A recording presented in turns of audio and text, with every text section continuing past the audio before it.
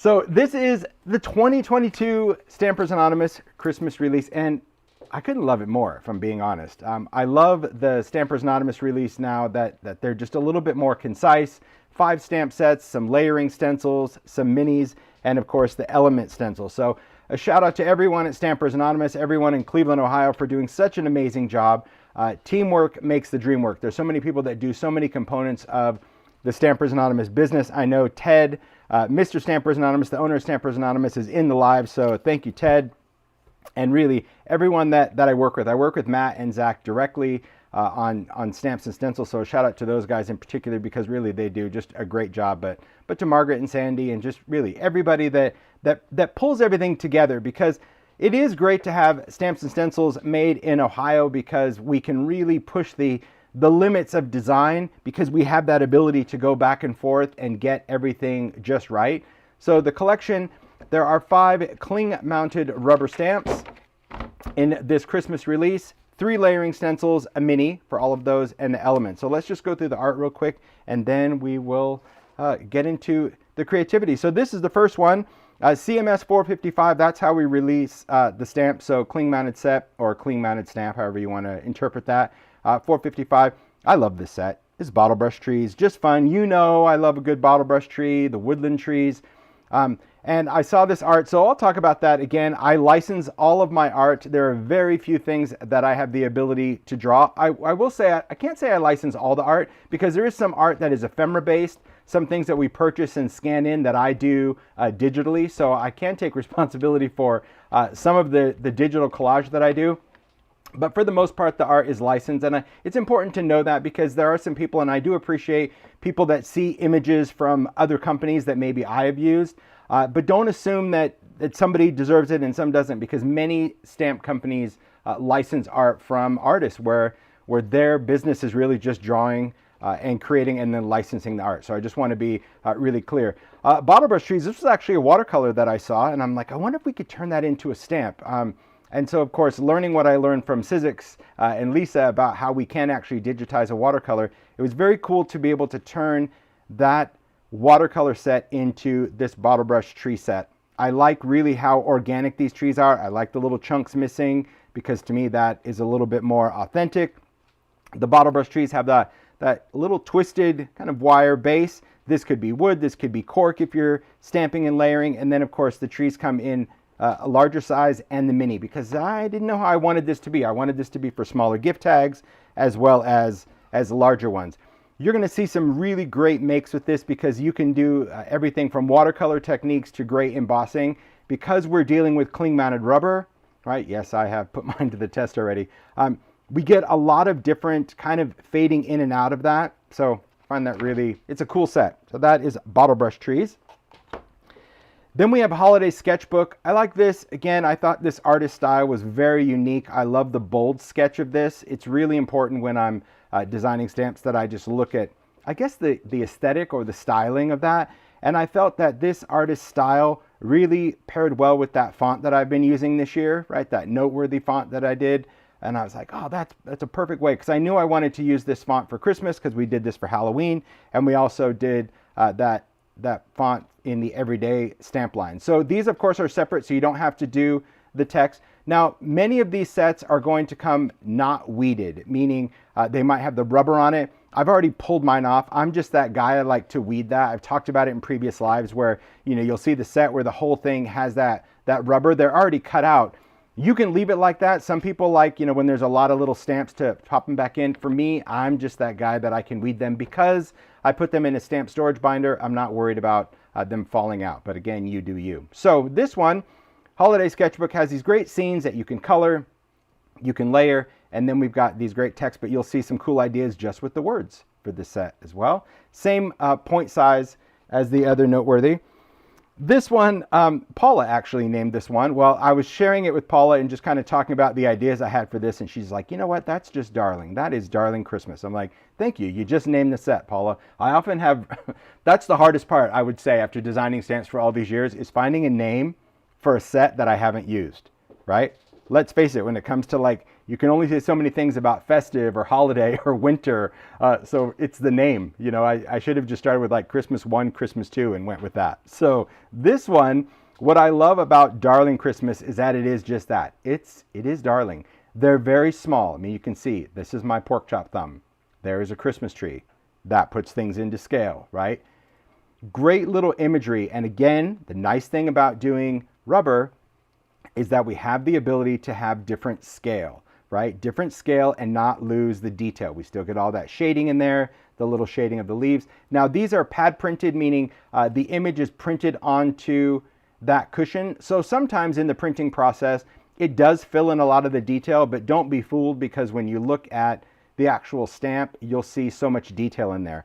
The great thing about this set is there are a lot of cool elements for the holiday season, for gift tags, for cards, for all sorts of things, everything from little Santa to deer to even scenery, and then just the tiniest little text ever. Yeah, I absolutely love it. Shout out to my friend Heidi Swap, who shared the font, because I do love that font. She uses that font. I love Heidi stamps. If you haven't seen hers, amazing. All right, so this next one, department store. I was very inspired by these two pieces of art that I licensed. So I saw these two illustrations. I loved the detail of them, and I didn't want to lose the detail, so I made them really big, right? Big images. These are focal point images that would be great on a card, okay? But then I wanted to pair them with vintage things, vintage ephemera that we've maybe used in ideology, stuff that I found on the edge of a box. This might be even the edge of a box that Paula scanned in, or music. And often this is where I was saying, you know, being able to take images and kind of curate a collection by taking vintage elements, pairing it with art, and to me it has a very cohesive look. That is what I love about Stampers Anonymous, is that we can kind of mix and match the sets to create something very cool and unique. These images, because they're so big, great to color, whether you're using markers or whether you're using watercolor pencils. There's so many great things. See, Paula goes, yep, a box from a junk show. Of course, we added different elements to it, but that's the Photoshop magic of it.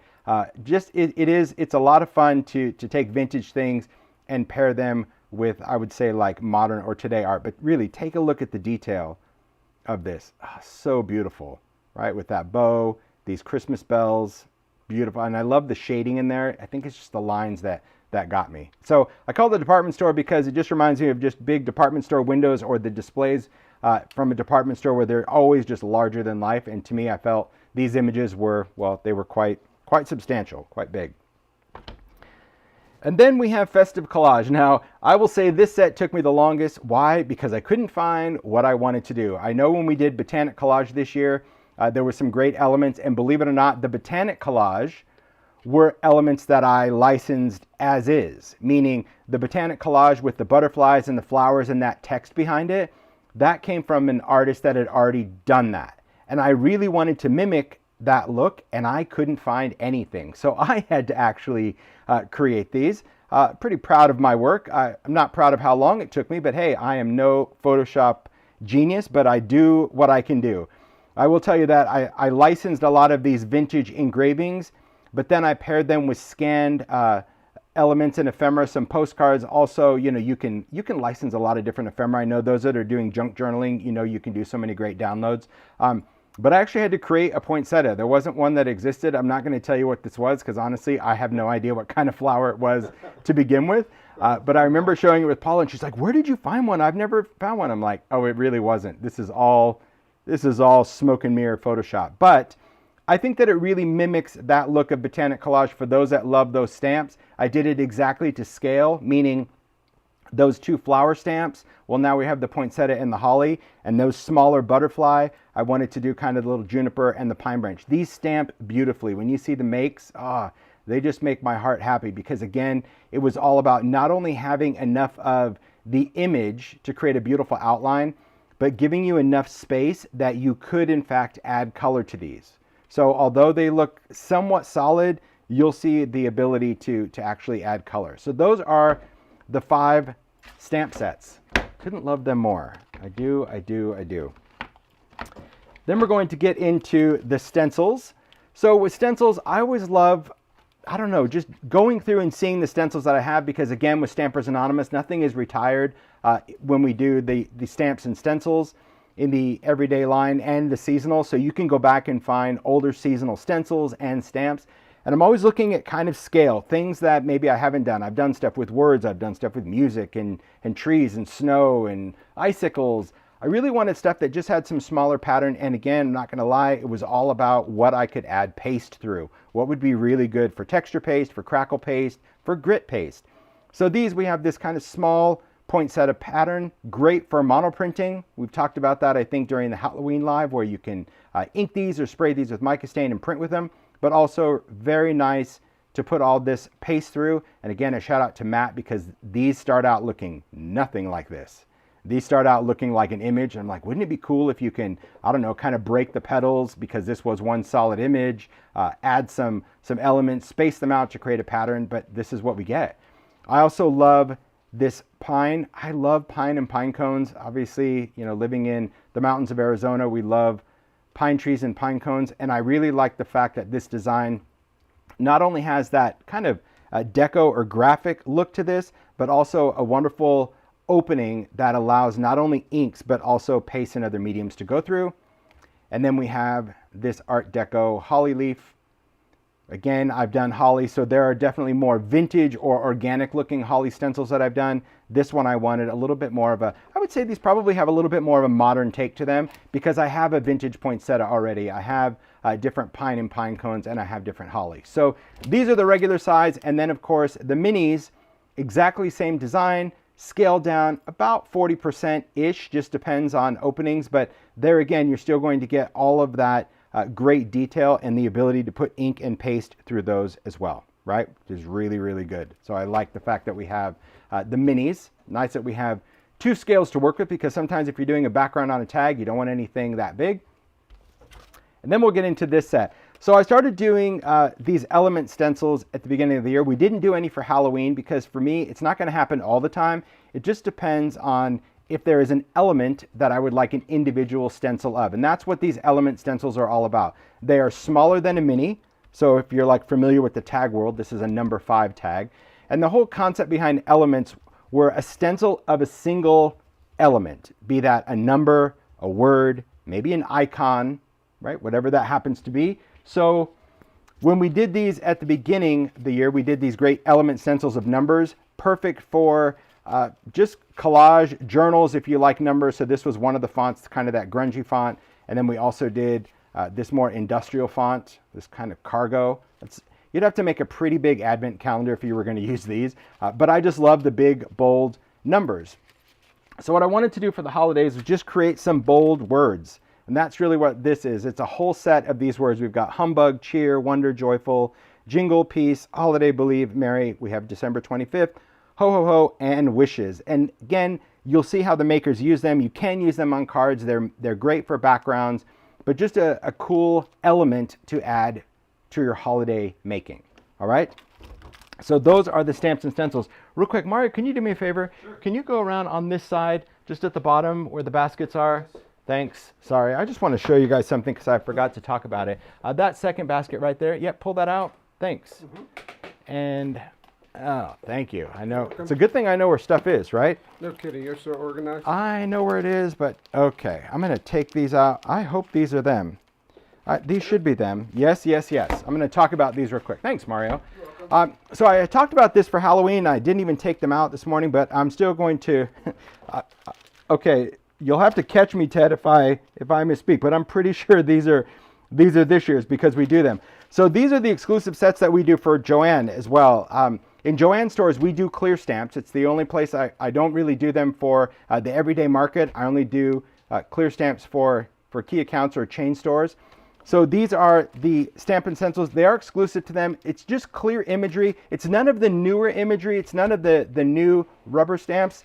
These are usually older stamp sets that I've kind of combined, shrunk down to a smaller scale. I know there's a lot of makers that prefer clear stamps, and so that's why we do it for that specific arena. The stencils, they're always kind of a mix of stencils I've already done.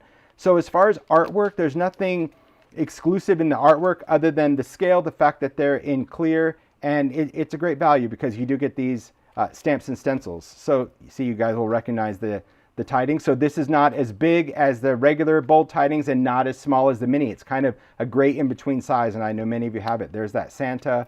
I like the candy stripe. On the other side of this stencil, there's actually some tinsel. So you always get two different designs. The art replicates that. I love this one. We talked about this one, I think, when we did mica stains. We talked about the watercolor set. So there's one in clear. It also has a little bit of the text in there. So these are images from, I think, 2 different sets. I think these might be images from 2 or 3 different sets. That Deco Christmas. This was one of my favorites from years past. Smaller than, of course, the rubber stamp set, but I love this woodland look with the wood slice and the deer and the trees. And then, of course, a blueprint. See, same thing, we talked about that. So it's not as small as a mini blueprint, not as big as the rubber one. So there you go. And these are usually just a one and done. They go in, they're gone, and never to return. But I always want to talk about that. So that is important. So as we go through and talk about our stamps and stencils, I'm going to get into the makes, and the makes are really sorted by set. Now, some makers, of course, combine, mix and match, because the makers just get to do whatever they want to do with the stamps and stencils, and I will try to call out as much as I can. So I'm going to put this over here because I'm going to need those later. Okay. Excellent. Thanks. Are we ready to go? We are ready. Let's go.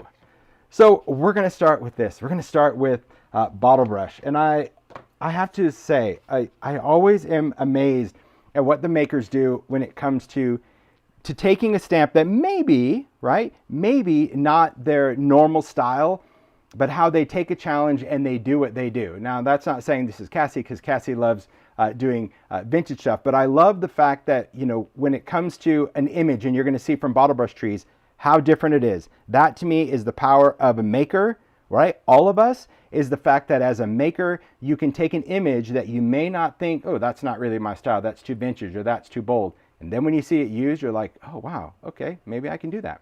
All right, so here, Cassie did this bottle brush tree, just again, inking some different colors, stamping that on a card. You can see in the background a little bit of crackle paste with that holly. This is what I was saying about the stencils. The stencils this year are really nice graphical elements that could be used as a background because they're spread out enough that doesn't overpower your focal point image. But I love how these bottle brush trees stamp out. I think they're just fun, and don't be bothered by that. I know some people, you know, always want that perfect symmetrical thing. That's really not what I do, and I like the fact that it is odd and it's different and it's unique. And I think, you know, being odd and different and unique, not that I pulled in Vicky's card for a reason, but, you know, embracing your uniqueness is cool. And I love that bottle brush trees were just in Vicky's style, just creating this wonderful layered look. I love the color. I love the overstamping of white on there. I love the background as well, that it's a monoprint. So if you look at the background, there you go. Can you see that? It's got a beautiful, beautiful look, a little mica stain in the back. That's why we got that shimmer. But can you see the holly leaf? So this is taking your stencil, inking it, and actually printing with a stencil, because then it leaves the opening a negative. Sometimes you think, gosh, how do I use stamps and stencils? That is what watching a live is all about. Taking notes about things. If you haven't tried certain techniques, now is the time to do it, because sometimes you think stencils are only to do a specific background, or stencils are only meant to create a texture. No, they also create a level of interest in a background. Zoe created a tag. Now, these could be tags, these could be bookmarks, these could be little cards, but again, layering some color on top of just taking stamped images. So if you take a look at how Zoe did this one, there's our bottle brush tree, right? There's our focal point, but then you can see the stamp used from department store, right? There's that label we talked about. There's a little 25 stamp. And then of course we have the tag. This is the framed tag die set that we did for Sizzix, right? So you ink that up, and now you're going to deboss that color. That becomes a card front, or it becomes a gift tag, or it becomes a bookmark, or it becomes a place you could adhere another gift card. But this is where you can combine all of those things. If you have been purchasing or accumulating this season, you're like, how do I incorporate a tag on a card? Well, this would be it, okay? Very cool. And that's the thing, you know, when it comes to bottle brush trees, and trust me, you will see colorful trees, but I wanted to start out to show that they don't always have to be a ton of color, but they can be. Completely up to you. So Anita created both of these. I love many makers send me multiple cards of a similar idea, and I think it is great because it reminds you that whatever your palette is or whatever your look and feel is, you can go ahead and embrace that. So both of these cards, I'll just compare the similarities. So the background, of course, that's the distressed wood grain. This was the Halloween wood grain, that two-tone black. And this was the one we did for Christmas, that two-tone. See what a cool foundation it makes? Such a good foundation. I'm going to miss this. Well, I really won't because I have enough paper for the whole year, but I do love it. Then you can see the bottle brush trees. I like how she colored this one. Really nice. There are mica flakes that she's added to the tops of these trees. How shiny those are. Woo! Beautiful mica flakes. Then we have, I do like the fact that, you know, adding some stickers, right, from the small talk for ideology. Really nice how you can create, she does have a play on words. Anita does that, but again, she did Flamazing, so there's no surprise there. But how she can take, you know, sentiments, always be on the lookout for the presence of wonder, and then using the wonder element stencil, right, with some paste, little snowfall grit paste, and then we've got Wonder of Christmas. Or those who don't believe in magic will never find it, and then believe and in Christmas. So it's nice to see how makers could take everyday stuff and make it work for the holiday season. Again, some sewing around the edge, but great. This is where those element stencils come in. You may not want it so big on your card. You might. That's the coolness of them. Then Keisha created this card. I love seeing these trees used as a background pattern, right? Seeing the trees where, yes, you can have them go across, you can have them layered, you can have them individual, but using it as a background pattern, very, very cool. And then you can see that stencil using the translucent texture paste. I think that is absolutely beautiful. Where is the magic sentiment from? That is from the Ideology Small Talk stickers. Yep. Those were the sticker books that I was talking about, using everyday stickers with that. Those were the everyday stickers I was talking about. You can use Small Talk, and you can also use Chit Chat from Ideology. Very clever use. So on Keisha's card, love the background. Again, doing the trees, right side up, upside down, layered. But again, that transparent paste. Ooh, look at that. See that little shine? Look at that. See, I told you. The whole thing about that paste, it's like glossy accents through a stencil. It really is. It's very cool. In fact, I'm going to grab that so I can show you, because I have it here just in case. I will tell you, like, I was tired of finding all my textures, so I do so many things with tins. This is the Distress ink pad tin. I popped out the insert. I love the fact that I can fit 8 pastes in here. There's room, but I can also put my palette knives. I was honestly just tired of like grabbing these out again and again. So at least for the making season, I have it. But there you go. There's our translucent. So that's what Keisha did on there, because when you put that through, it just allows some great texture. At least I think that's what she did. I'm assuming that's what she did. That's my guess right there. Okay, but beautiful, beautiful way of using, again, a stamp as a background and then using the element stencil as a focal point. Then there's no surprise that we are going to just have a colorful time, because we have Sharon and Jen that are making. So of course we're going to see color. So Sharon created this. Look at how charming those trees are in the different colors. See? So cute, right? Bottle brush tree stamped. You can do inks, you can do oxides, you can do a lot of different things. You can ink up the different areas. You can stamp it together. I love the colorful splatters that Sharon did as well. That mimics the trees. And then we have that sentiment. That sentiment goes great with the trees, but this of course is from Holiday Sketchbook. So the one with the little scene also pairs very well with the bottle brush trees. What a great set. I just love it. I love seeing these trees. And this is where the wonkiness was important, because when you start layering these, having little bits chopped in and out, to me, make these way more organic, if you will, for a bottle brush tree. But I do love that.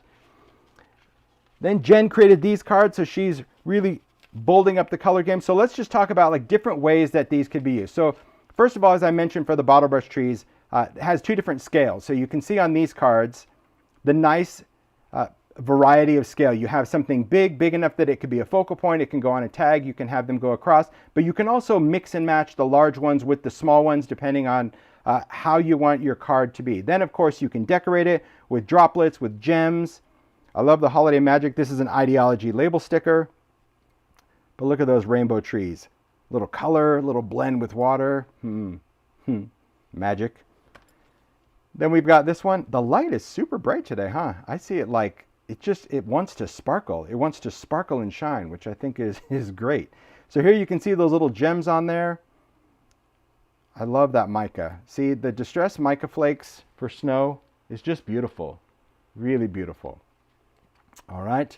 And then I like this negative. It's like a tone on tone, right? Where we've got that blended background and seeing those colors on there. It's a great background card, especially when you're just layering your different trees and different elements. It could be a focal point that really pops out on white cardstock, but I also love the tone on tone stamping. It's a beautiful card. And for those that love color, just look at all the difference. Look at these. These are like the little rock candy, the little sparkly, sugary, candied goodness.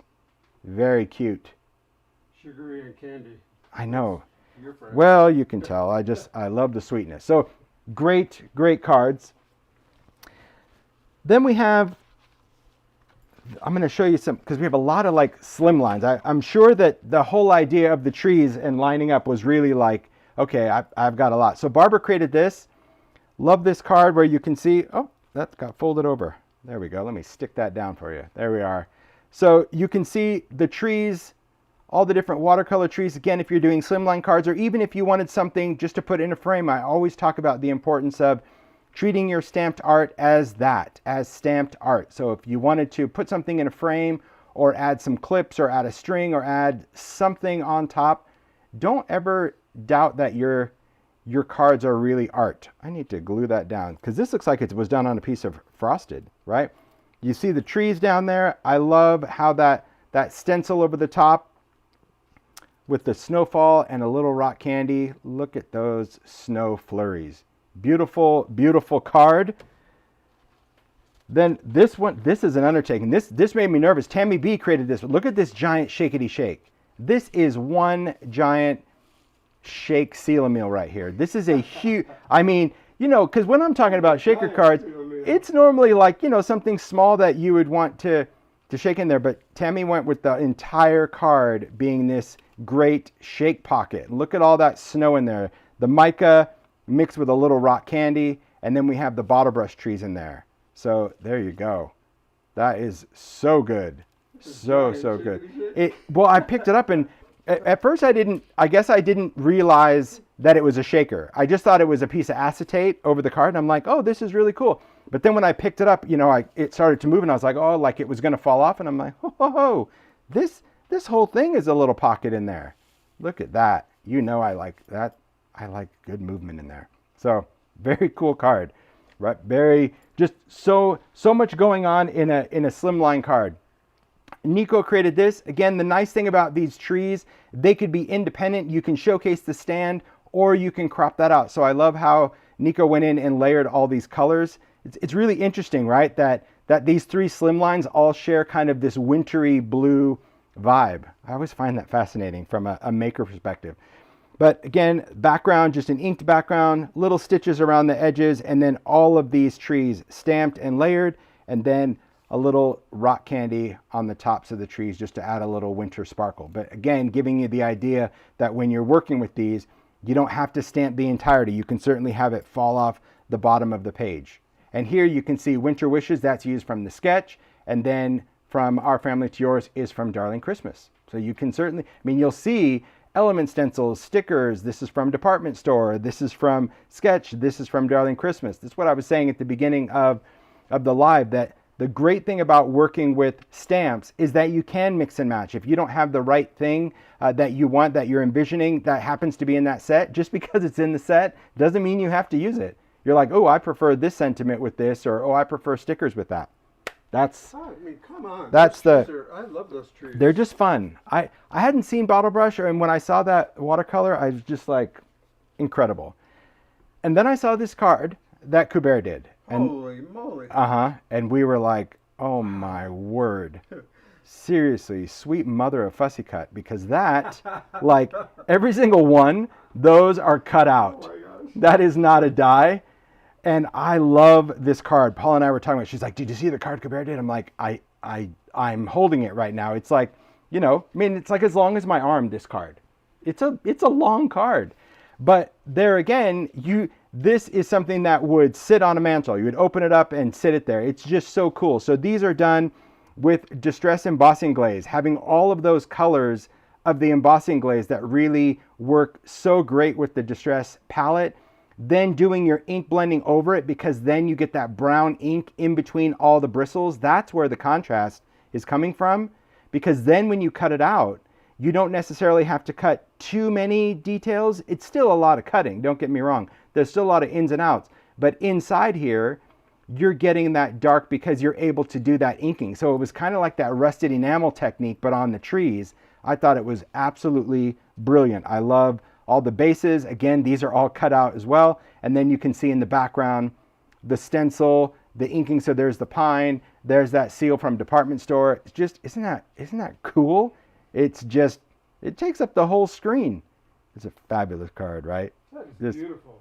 So if you're looking at this, you're like, oh my gosh, I would never do that. Okay, fine. But you could still sit down one day and just stamp and emboss a bunch of trees, sit down one night, cut out a couple, and maybe you're not going to put all of your work into one make. I'm really glad Kubera did. But what you could do is say, that's a gift card, that's a tag or tag card, tag card. Like, you could then use all of these and do many different makes out of your efforts. But if you're making this for yourself, totally worth it. Am I right? Totally worth it. Gosh, it's like, Sweet mother of fuzzy cutter. well, I just saw that and I'm like, that's a lot of jiggity jaggedy with the scissors. But hey, you can find your groove and you I go. don't even know how to spell jiggity jag. Well, I don't either. You know how I say this.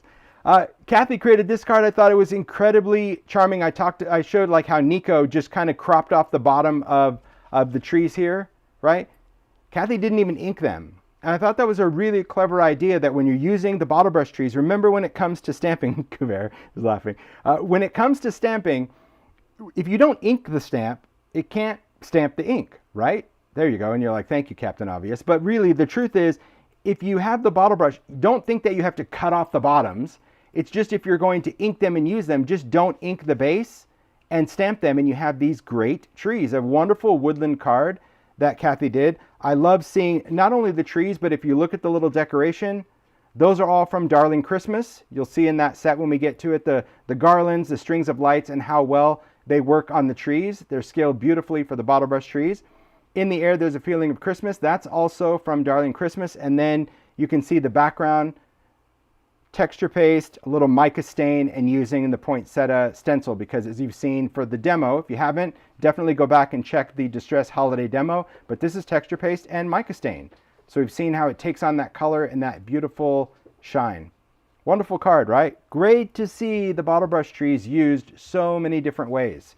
That's the whole idea of these lives, is seeing how an image, when you take it as a stamp set and you're like, I don't really know, there's got to be an idea here that's going to resonate with you. So as I mentioned, maybe you're not going to do cards. Maybe 200 cards is a little too much. Well, Stacy's got you covered with this idea. Here's a little gift box. Thanks for sending the gift box, Stacy. It's really nice. I love having props. So we've got brown paper packages tied up with string, and then we have wonderful, wonderful little tags. And these tags, she made a bunch of them. I don't know where to put that.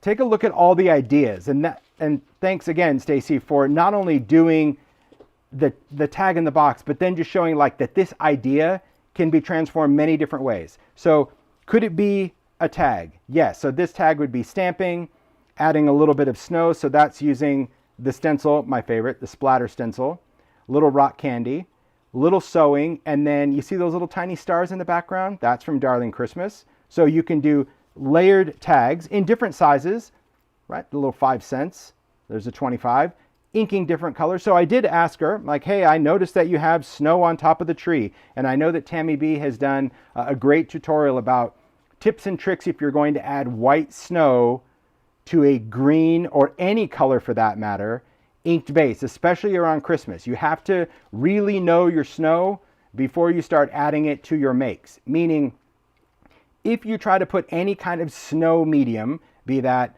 grit paste, texture paste, anything, over Distress ink or oxide, even if the ink is dry, that paste is going to wick that ink up. And Tammy's got some great suggestions on what to do to avoid that. This one I said, hey, what did you do, Stacey? Did you emboss it? Did you iron it? Did you seal it? She's like, no, I just used archival. And I'm like, oh, Thud, of course you did.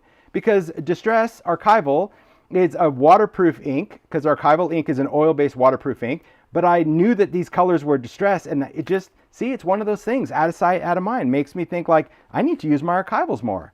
Because how easy is that? You gotta know your snow. You got to know your snow. It is important because there's nothing worse because you don't see it when you put it on. When you put it on, you think all is good, and you come back an hour after it's dry, and now your snow is green and yellow and all the colors you wish it wouldn't.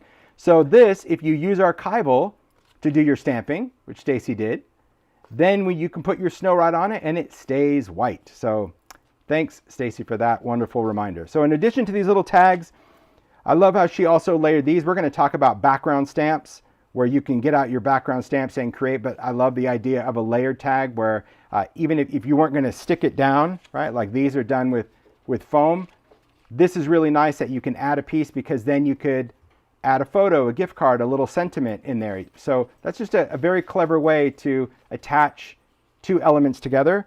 Or you take the same concept and also create cards. Right? Your cards do not have to be regulation size. Am I right, Kuber? They do not have to be regulation size. They could be whatever. Emma knows the same thing. But I like the fact that you can make something and be like, that is the size of my card. So creating those elements, again, doing all of your trees, compartmental making, stamping your trees one day, doing your backgrounds one day, doing your texture one day, doing your sewing one day. Then when you assemble, maybe you assemble it as a tag. Maybe you assemble it as a layered tag. Or maybe you create a card. So this one, I like that it's got that little vertical flip, and I like that it's the same idea that opens horizontal. So really clever to show like, okay, take the idea, take the simplicity of using those traditional colors, doing some backgrounds, and showcasing it many, many ways. That, see, again, the power of a maker, the power of the brilliance of a maker. Look at that. See, I always try to get this shot. I do have group shots. I will say that I love doing group shots afterwards just to kind of show that. But take it all in. Beautiful, beautiful ideas for the bottle brush tree. All right, let's clear this off, and we'll get into the next set. See, a lot of inspiration, a lot of inspiration. That is what, to me, the lives are all about. And I appreciate all of your comments, and I see you guys really showing what made the stripes on the back. We're going to get into that, Dan. We'll talk about that. It's a background stamp, one of my favorites, and I actually have it to show you later. It's a good one. Background stamps are magic. Okay. So next we're going to get into, whoop, whoop. Okay, I've got to be okay with how things go. All right, I've got my, oh, there you go. It's your stamp there. There you go. No, you're fine. Holiday sketchbook. Just one out. There we go. Okay. So we're going to start. Paula created all of these. And again, I talk about how the makers could take an idea and just run with it. This is a reminder for you guys. Again, I know we're getting into a crazy season. Heck, October is almost over. And it's like, where did Halloween go? But the whole idea about this is there is always time to make. Even if it's 10 minutes or 15 minutes, do something. So take a look at all of these little cards that Paula created. I'm not saying these took her 10 minutes. My point is you can do compartmental thinking by cutting your cardstock, folding it, doing texture paste, doing some embossing. And I love all of these ideas that Paula shared for this stamp set. So let's go through it. So first of all, the sketchbook, I like the idea of using the wood grain cardstock and then just cutting a piece of acetate to make a snow globe. Really cute. But I also love how the background are all the sentiments from that set, right? As I mentioned, these are all separate. So take those, and because they're cling, you can either stamp them individually or you can position 2 by 2 and kind of put those together as well, because you can also make a background stamp by sticking them on a block. I think it's a great idea to use as a background, okay? Those almost fell over. So we've got that one. Then same idea with that guy, but he's embossed. So embossing is very important for coloring. You can do a little metallic embossing and then do a little bit of inking, some stenciling in the background, some sewing, another great card idea. Or just take the idea of using your embossing powder. So this one, this is texture paste and metallic embossing powder. I've demoed this several times. You can see on the blog. Check this out. I like this because if you're not into too many colored pastes, right? Too many different types of paste. You can take texture paste and use any of your embossing powders to create metallic paste, pearlized paste, glittery paste, just solid tinted pastes, just by adding your embossing powder over wet paste, letting it dry, and then embossing it with a heat tool. So I love seeing how thick that is.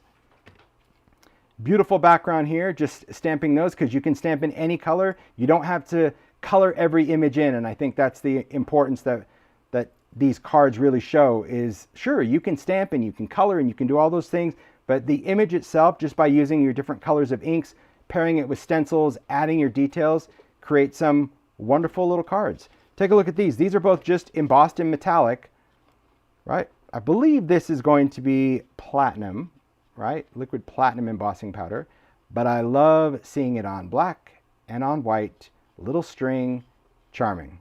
That's it.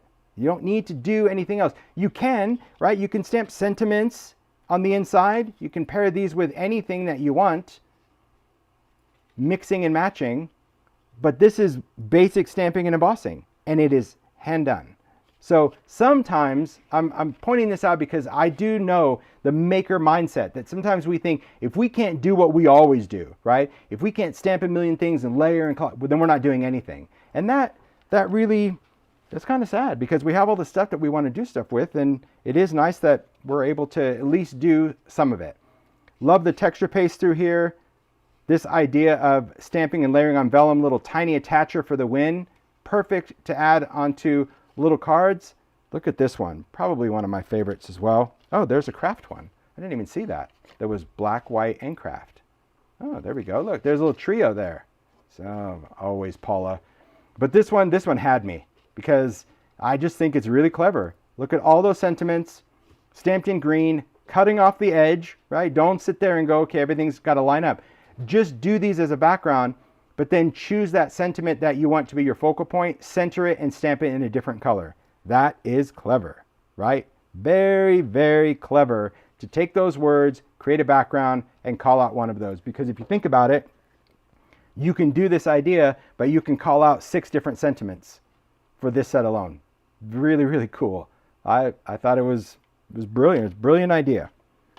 So look at all these little cards just so far from that set. And I wanted to start with that because sometimes when you look at sets that have images, especially if they're scenes, you immediately think, at least I do, like, oh, it's coloring. I don't color. I don't need a set like this. Look at how many ideas you can do. Sure, you can color them, but look at all these ideas you can do without the need of coloring them. There's so much in the art itself. If you are a bookmaker, Susie created books, little journals, little tag books, little junk journals. Smaller images like this are really perfect for that. And I love first of all, I just think this tag is so cool because it uses the element stencil. So she's got the December part, she's got the 25th cut off because that's all part of the same. I love the little tag, Winter Wishes, little mica stain, just having that tucked in and using the die. I also love that it's out of wood grain. So you can use that frame tag die. Love the frame tag and the labels from Sizzix. They are something that you'll use year round. I'm telling you right now, it's so nice to be able to not only cut out your own tags and labels, but you get that debossed design. Even if you don't ink it, you still get a great debossed design.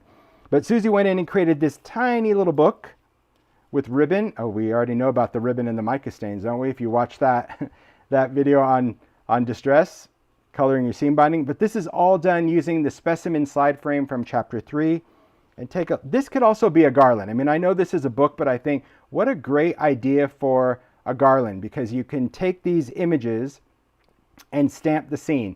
Use your favorite little die cut greenery, little wood slice, and then stamp. Now, this is stamped and embossed in frosted crystal. So frosted crystal, Susie used it also in her Ideology makes. The great thing about frosted crystal, it's a matte embossing powder that has a frosted kind of texture, not glittery or sparkly, but it's nice because it still gives you the depth and the texture and the design, but you don't get the shine or gloss of regular embossing powder.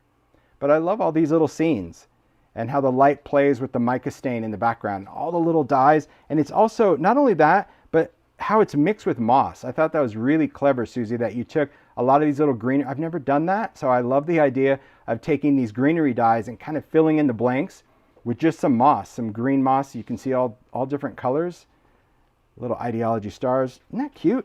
So great to create a little scene. Like I said, these would also be good with hinge clips, tiny clips. These would make great ornaments. Gosh, it just goes on and on and on. And then you have them all connected in the back. These are also done out of wood grain. So you've got that wonderful wood grain, and you can see the shine from that mica stain. That mica stain is beautiful. Very clever. A whole nother clever way of using that set. So Kathy created this, and these cards, she sent me a note about it because I looked at them like, whoa, these cards are big and the scale is totally different. And as soon as I read it, I was like, I get where you're going.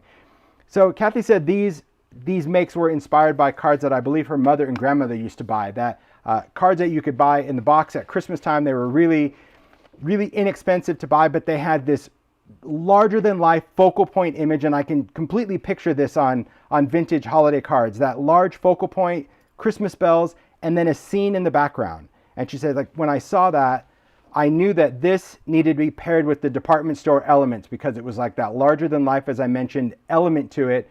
And then you've got a small scene playing in the background.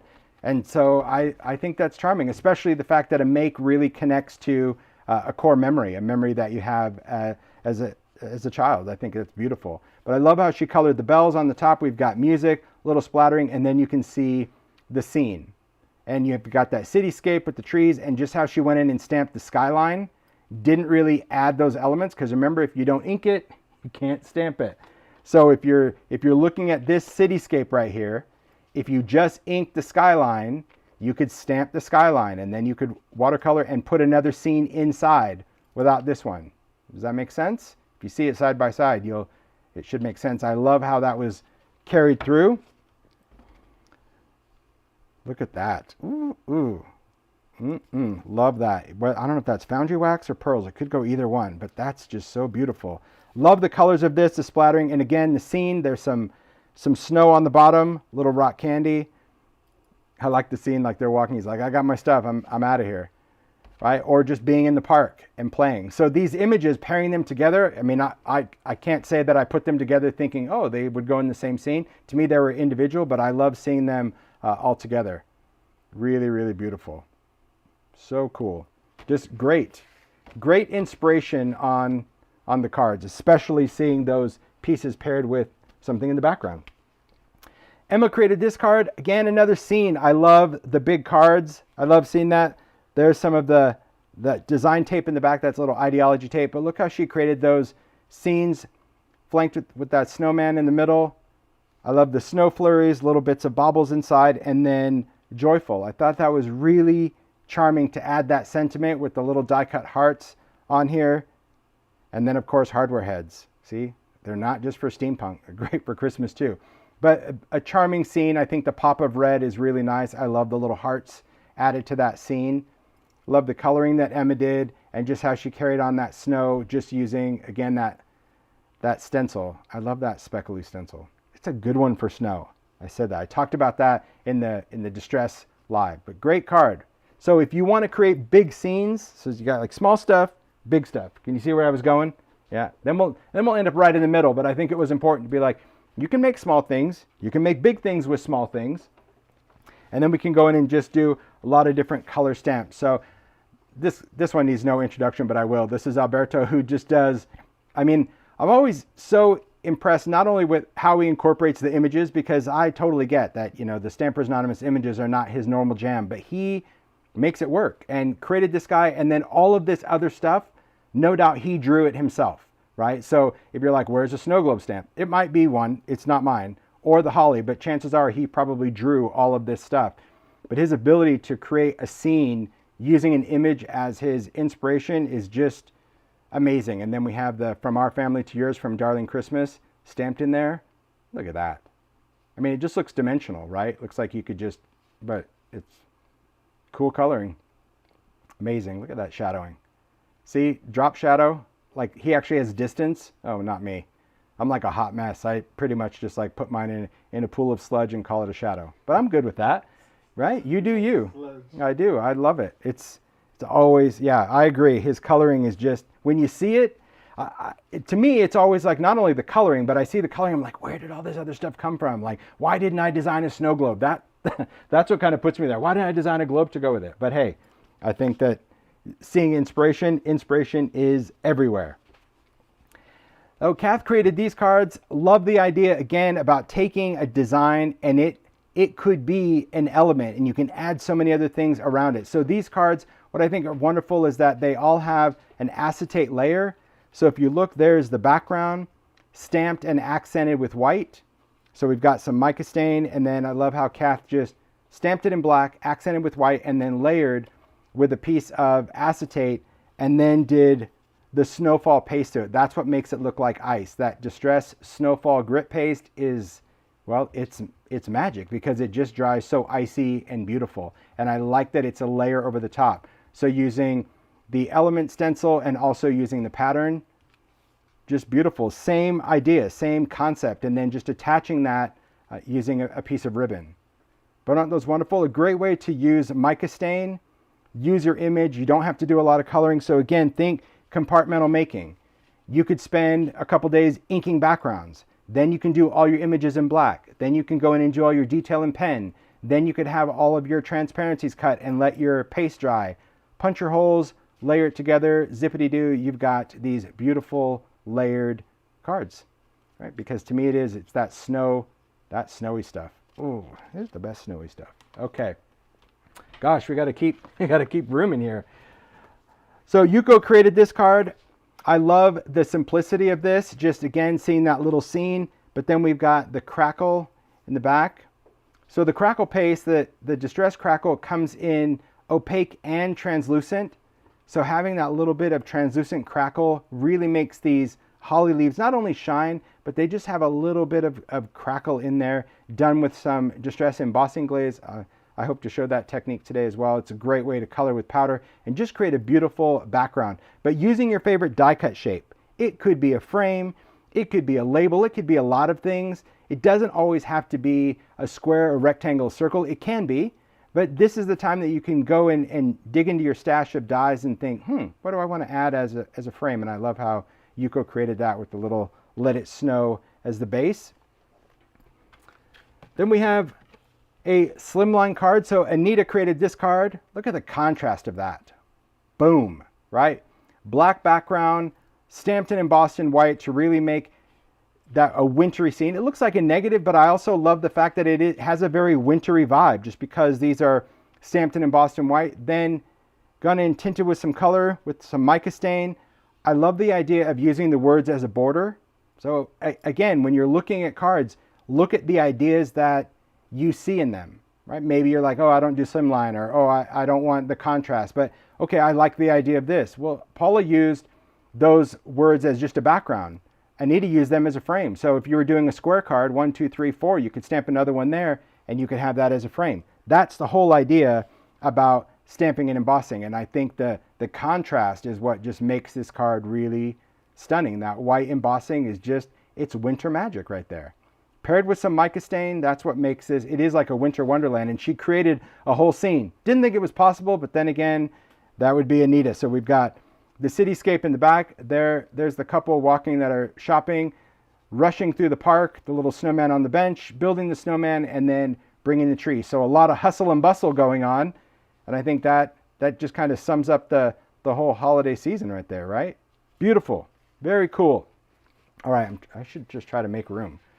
All right, slimlines go there. Tammy B created this. I love seeing dies used, right? We saw Susie's book with the slide frame from chapter 3, and Tammy B created this slimline using those frames to set the scene. Not only did she set the scene, but then we've got 'Tis the Season just cut up and put on each one of these frames.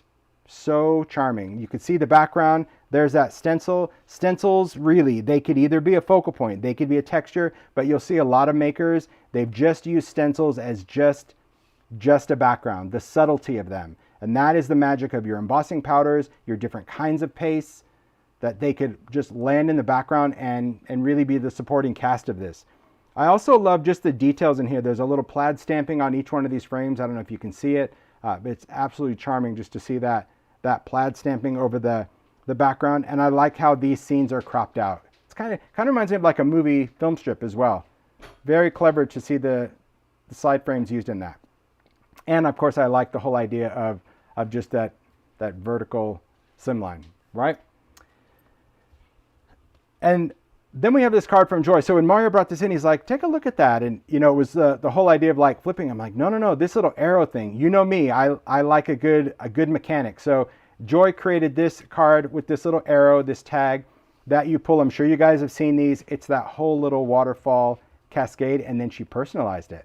I like that, Joy. I like that you included your name on this card. But what a great idea for these scenes to put on that type of card, right? That you can open and have all those scenes, have your sentiment in there, or again, a card. So it's about all those tips and tricks. Maybe you know how to do this. Maybe you've seen it years ago. Maybe this is your first time and you're as mesmerized as I am. It could be the first, the second, 100th of a shakety shake, a little thinger dinger, or this one like a little flipscape. I don't know what these are called, but I'll call it a flipscape because it's like a little flipping landscape, little flipper.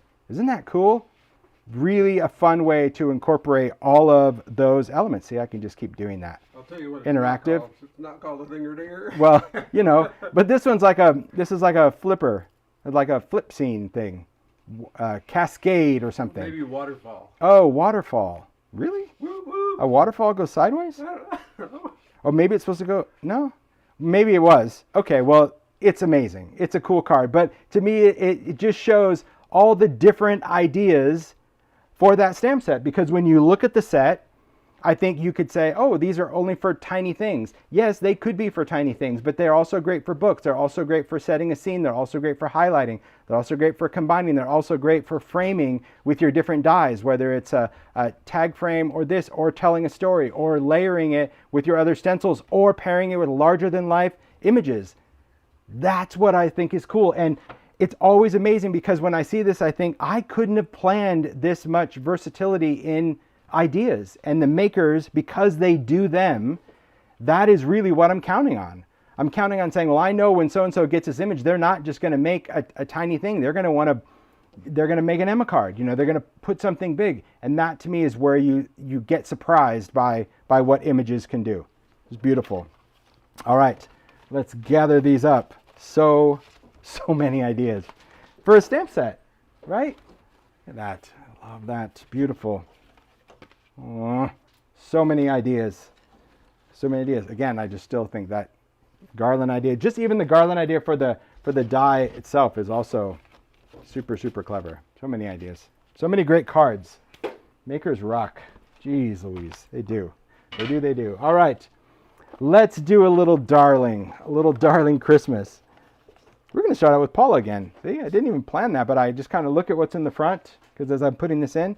So the great thing about the set, the Darling Christmas set, again, is that we have so many different images. And a shout out to Ted and the team at Stampers Anonymous for letting me get away with this sometimes. I don't always do a bazillion images on a set because it is challenging not only to vulcanize the rubber, but to die cut this, right? To get a die that will go in and cut out all of these pieces and shapes on the set. So shout out to them for letting me do sets like these occasionally, because sometimes you just want all the ideas to pull together. It's really important. I think also for value as a maker, we want a lot of different ideas.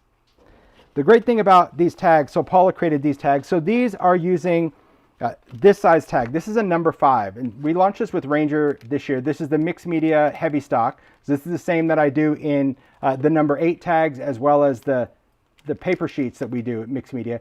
It's kind of like manila, but not as yellow as manila, and certainly more forgiving when it comes to wet media. This is actually the surface that's in Diane's journals, the Dylusion journal. Diane was kind enough to let me use that substrate that's in her journals, but do other things with it. So thanks again, Di. I love this paper, and so to have tags made with it, it's very cool. But I like this size tag because, again, if you're doing little gift tags or cards, it's a nice size. It's just a different size from a number 8, right? The number 8 is, well, it's not huge, but it's just much bigger, especially if you're going to make a bunch of little tags. So that's what Paula used for the Darling Christmas. But if you have the frame tags die, you can certainly die cut it whatever size you want. But here you can see all these little images. You can create stories, storytelling. because we've got Santa, we've got lights, we've got garland, we've got all the great little sentiments in there. There's the deer. I like these little pieces where Paul is stamped as a background. Just using your inks, changing up your colors. You can add accents with markers, pencils, all sorts of things. You can do a little embossing. So maybe you just did tags where you inked some backgrounds. Well, now you can just add some embossing over the top. Then we have the tree. I don't know why I'm so captivated by this idea every time, Mario, but I am. Just the fact that, taking an image and doing repetition from the tree to the verse, and then it becomes a background. It's like wrapping paper. So I think that's really cool. There's little Santa, little stars, little tree line at the bottom. See? So this is something, I also love the use of all these garlands that Paula did, where it just adds the greenery, adds the lights, the deer with the wreath. That is another thing. So this is designed that if you take this wreath, all you have to do, you could do masking if you want, right? You could stamp the deer, you can cut a mask, place it down, and stamp over the top of it. You could do that if you want. Or if you just ink this up, but then like leave a chunk not inked, then you get what you get and you don't throw a fit and you stamp, but it is designed for scale. So it was designed intentionally that it could be a great wreath, but it could also go right around the deer if you wanted to add a little element there. Beautiful with the inks, taking a little bit of mica stain, and I like just the tree line stamped multiple times just to create that wintry background. And that starburst, so you saw that burst kind of used as a background, but it can also go around the tree, to go around the star, it can go around the deer.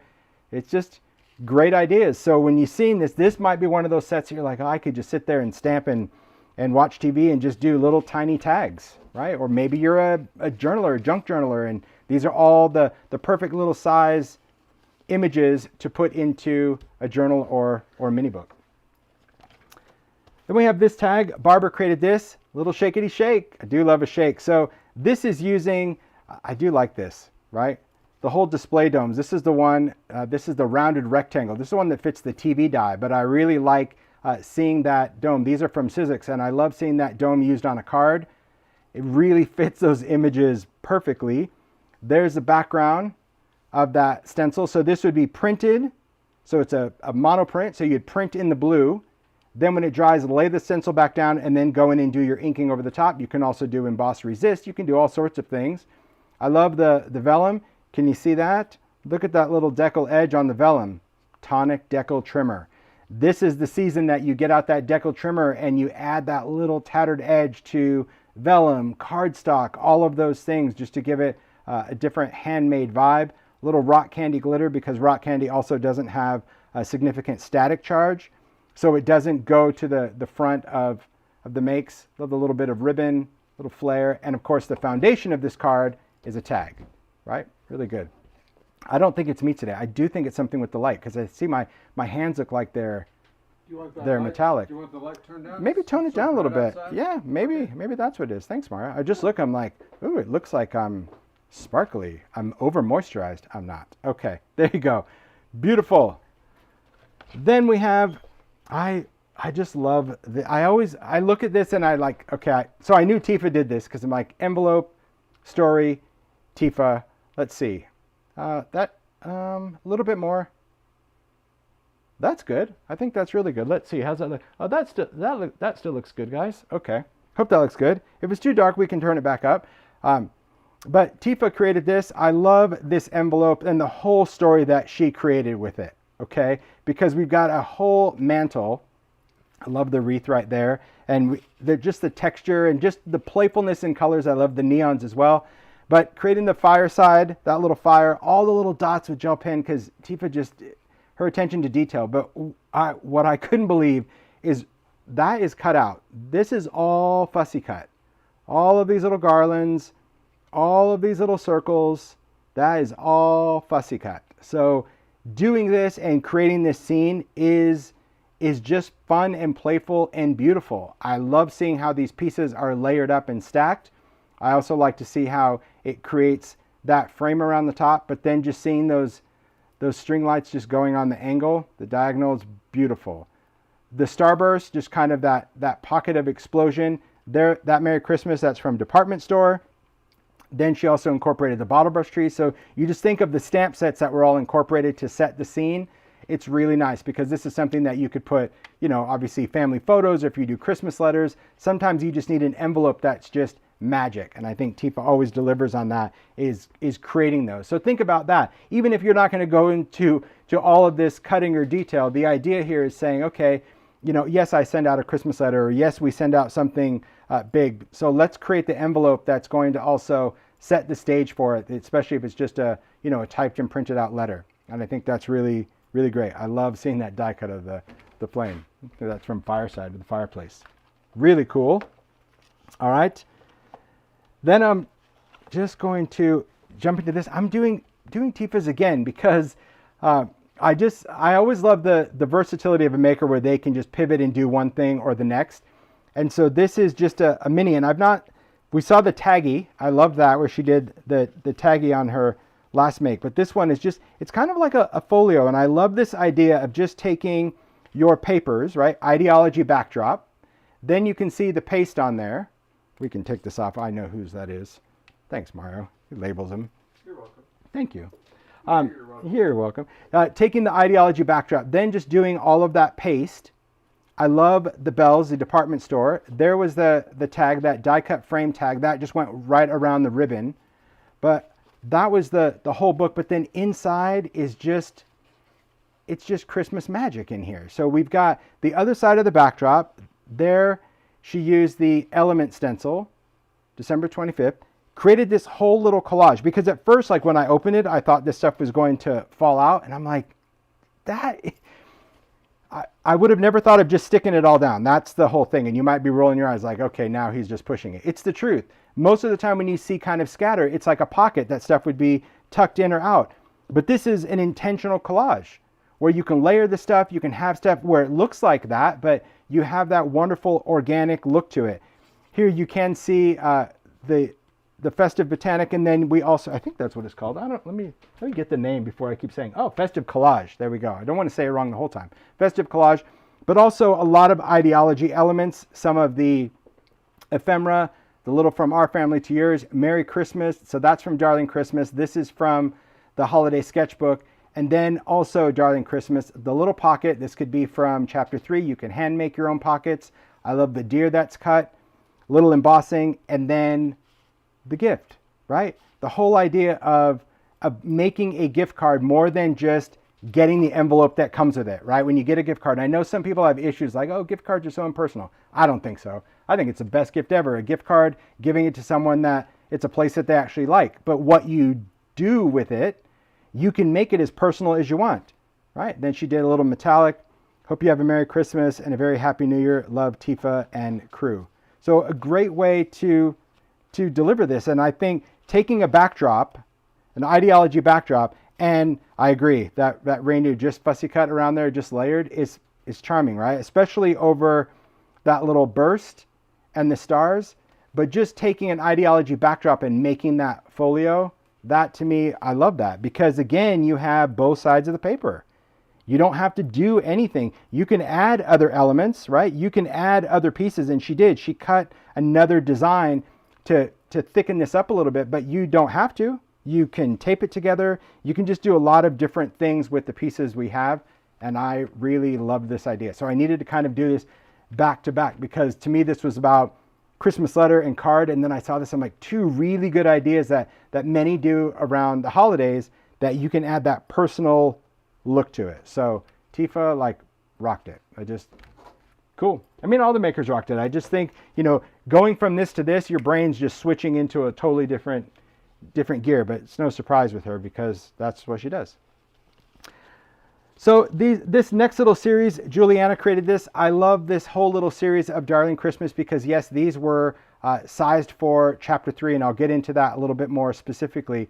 But one of the things that was important about creating some small elements is to have these for any of those smaller die cuts. And in chapter 3, when I talk about chapter 3, if you're not familiar with that, that is a collection I did with Sizzix of the mini file folders and the slide frames and the pockets and the envelopes. I wanted some images that had scale, but I love all these little card ideas. So here, taking that mini file folder, adding the slide frame, there's a little bit of acetate over the top, doing some coloring. You can still use the festive collage to create a background, and then adding your ribbon. So again, this could have a photo, this could have a gift card, but this itself is your card base, right? It doesn't have to be a tag. It doesn't have to be a larger card. This itself could be a card. Or if you take this, again, this could also be the card. That little coin envelope from Collector. This is a background stamp. This is another one of the stamp. You're going to talk about, like, background stamps are everything, guys. They can create the best patterns, the best different plaids. But I like the idea of taking that, adding the card, adding the side frame, and adding the color to it with that ribbon. Again, great custom thing for a gift card. Could be a folio like this, but it also could be this, or it could be something like this. Or taking just a tag and then adding that slide frame. So if you think about the terms of making, maybe you're going to do slide frames. Maybe the frame goes on a card. Maybe it's an ornament. Maybe it's the tag, right? It doesn't need to be added to something, but it certainly can be. And I love how all of these little images layer on top of one another. It's the cutest little font. I love that little 25 from Department Store. And I really like how she incorporated the images, especially that collage in the background, because you get all of that handwriting. You get all of those festive elements, the little pine, the juniper, the holly leaves that spark out. Ideas. Boo! So many ideas. So many ideas. Susie created this. This is a great background. I have some makes here where these are just more kind of isolating, more of the textures. I thought it was a great kind of segue to see how textures could be paired with images, but how also textures could be used different ways, right? So here you can see this etc. tag. I love all of that texture. This again, texture paste, and then using embossing glaze, because this is what I was saying. You create your own color paste from a single paste, just using your embossing powders. If you have embossing powders, whether they're glazed, whether they're opaque, whether they're metallic, it's just a great tip than having a million colors of paste, because I like the fact that I could tint it, but I could also glaze it to add a whole different texture. I love the Ideology wood slice. There's a paper doll, again, frosted crystal. I like how Susie just went in and kind of die cut some of those leaves. So that festive collage, you don't have to use the whole thing. You can just use those pieces. And then there's the Merry Christmas from Department Store on there. Great make, because this is just, so these little guys right here, this is etc. So this is from Stampers Anonymous. It's kind of like chipboard, but not really. It is paper-based. It's not wood, but it's very thick. This is a substrate that you can't die cut. These are cut by a laser. That's what gives you this char. But it's a great foundation because it gives some heft to whatever you're making. Maybe that is the gift, or that is the decor or the ornament. Okay. Then we have some cards, and I think it's really, Sharon made all of these cards. And it really is important to remember that when you have all of these things, this is the other thing when it comes to seasonal making, you don't always have to stick to the same thing. And some people get in that groove, and that's okay. If that's your groove, then do you. And what I mean is, if, let's say you're creating this series, if you made 20 of these and you're like, okay, you're like, I'm getting burned out. Don't just stop. You could change. You could be like, okay, these 20 are going to go to these people and these are going to go to this. I can't imagine any time of year where people were going in saying, oh gosh, well, they got this from that and I only got, I don't believe that at all, because I think that something handmade is certainly something handmade. So I love these cards that Sharon did using the stencils. So you can see the 3 different stencils. I love seeing the poinsettias in a different color other than red. Love the blend over there. There's the holly and then there's the pine. And then using the element stencil, just taking a word, going in with your paste. And again, you'll see. So when you're looking at these pastes of all these different colors, it is distress, texture paste, opaque, just the fluffy stuff, and then adding any color you want of your embossing, and you change it. Look at this one. This is nuggety goodness. You could also, but you could use any kind of paste. It doesn't have to be opaque. It could be translucent. It can also be grit paste, because this one looks a little gritty, I think. It's just beautiful. I love these cards, Sharon. I love that you did 3 different ones, one for each stencil, because it not only shows the versatility of an idea, but also that you could play around with colors and totally change it up. And yeah, I just saw a comment, joyful could be for spring. Absolutely. The more versatility we have with our stuff, the better, right? As makers, the more the better. Then we have this card that Stacy did. So charming, so detailed. And you'll look at this and yes, I see dies here, right? I see the tags. But if you look at the design, the element here, this is all done with stencils and stamps. So if you look at this background here, that's the monoprint with that poinsettia done with ink, and then Stacy went in and added little hits of color through the stencil, leaving that little white edge so it looks batiqued. Such a beautiful, and that's mica stain. See how that mica just shimmers back there? Then we can see all of the die cuts. I love the Sizzix dies where we can take any of the greeneries, any of the florals, layer them. Here you can see the tags, because when we have those tag dies, layering different ones, eyelets. I think eyelets are Stacy's jam this year, and I don't blame her, because eyelets, yeah, eyelets got to make a comeback. It's a staple as a maker. We love our eyelets. And then just that metallic embossing from Darling Christmas. Have yourself a merry little Christmas. A little bit of music back there as well, layered onto vellum. It's just, this is showing how you can take all of those things. This little bit from Darling Christmas, these die cuts that I did before from Sizzix, some tags that I had, do some backgrounds, and pull it all together to create a card, or again, a framed piece. It's shabby. I'm trying to bring eyelets back. Yeah, no kidding.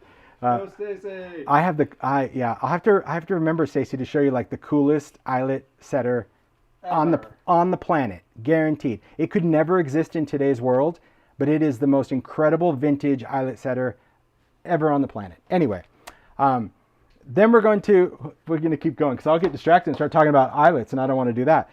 So Keisha created these cards. We're going to start going into department store, but I wanted to just kind of carry through on the use of these bold element stencils. So here Keisha did mica stain background, so you can see all that shimmer on there. Stamped just your focal point in black. Now you could stamp this, but you could also layer this, you could fussy cut this, you could add elements to it, add ribbons, you could stop at any point. Here adding a little bit of sparkly glitter to the paste, right? This is that metallic glitter. And then you can see just on the edge of those cards how she used that new 3D pine branch, right? So the pine branch is that texture fade that kind of goes in and leaves that open space. I thought it was very clever to use those on the edge of the card. So embossing, backgrounds, stenciling, stamping, compartmental making, putting that together, and then you have beautifully colorful, magical cards. So a lot of things that can be done with stencils, with little images, with ways of how you're going to deliver things for the holiday season, right? So good. All right, let's take this and put this, there we go. Got to gather all these. Oh, this definitely goes with Tifa's folio. Got it. I was thinking, just grabbing Tifa and never mind. My brain. I'll get it all sorted. My No brain is worries. short-circuiting because I pick these up and I put them in a basket and it just makes me like, oh. Okay, ready to go. Next up, we got to move on. I got to bring this stuff down. We got a whole little conveyor belt of creativity. Okay, department store. Let's take a look at this. I will say these images are larger than life, and I'm not going to lie. I did debate when I was doing this that when I was creating, maybe I should do these in different sizes. And then I was like, nope, not happening. Because the whole idea about this is for people that want just that big, giant image, that focal point. That's what it's all about. And so I love the fact that these are just big and cool. All right. So first up, we're going to start with this etc. tag that Zoe Hillman did. I'm going to do Zoe Hillman and Zoe Scarpelli because we have two Zoes, right? So, and the one is back. I just normally say Zoe with a Y, but this is Zoe Hillman. This is an etc. tag. So again, just a little larger one. Oh, there's a little corner. Where did that come from? Oh, it came from here. Let me put this right here. There we are. So we've got a very cool tag. I love the background. I love the stamped and the stitching. So the thing to know about this, you would be stitching your paper and then you're going to glue this on because you cannot stitch through, etc. But then we've got all of those layered pieces. I love how this is stamped and colored, that whole department store. I also love just how well these pieces pair together. And what's interesting about this that I really like is how you can take those pieces, and sometimes when people are working with images, some people can layer and collage, right? Stamp and mask and build these up. And others are like, oh, I don't really know how these go together. I love the idea that each of these images, whether it's this box, whether it's Merry Christmas, strong enough to stand alone. So the music That's just done in the background. That's where Zoe went in for the background. But then taking that label piece, stamping it, cutting it, gluing it, it's a label. So that goes right on the foundation.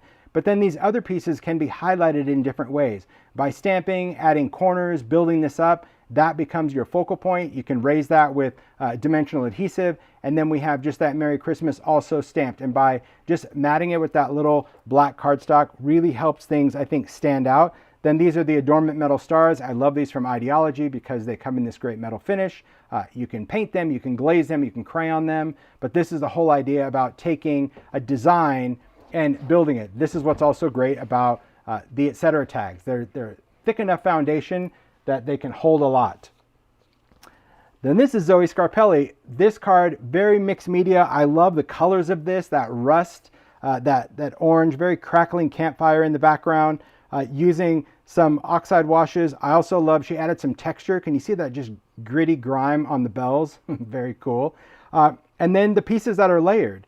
So stamping this a couple of times and you've got your bell layer and then you stamp it again and now you just cut out the ribbons and the greenery and stack that over the top. It's just beautiful. I love the look of that. And I also just love the unpredictable colors. I think that's also so important about makers to say, you know what, my vibe is grungy and vintage. It does not always have to be red and green and pink and blue and purple. It could be whatever colors you see. But the background, again, taking a lot of these elements, that little small seals, that becomes a collage element, right? This little stamp right here becomes a collage element. The music, a little bit of mummy cloth just to add some texture and some sewing. So beautiful card. Totally different. Silver bells, brass bells. Excellent. Nico created this card, just doing a background, a very simple background, keeping it open, stamping and coloring the bells, layering over the top, adding a little bit. So this is all done with mica stain. So we talked about coloring with mica stain, using the mica stain and a brush. If you missed, we have an entire video now on just taking the mica stains and pouring them into bottles. We did that last week. That was a marathon live run last week. But this is how great it is to color with your mica stain. You get the beautiful, not only the color, but that luminous in the background, and then that stitching detail on your card. Right? Merry Christmas from our family church. Like, again, using both of those images together.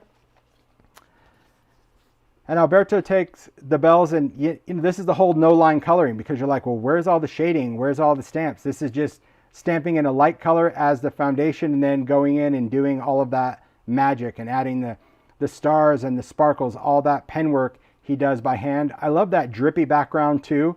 Again, focal point and colors, right? That whole warm palette. I'm having it. It is beautiful.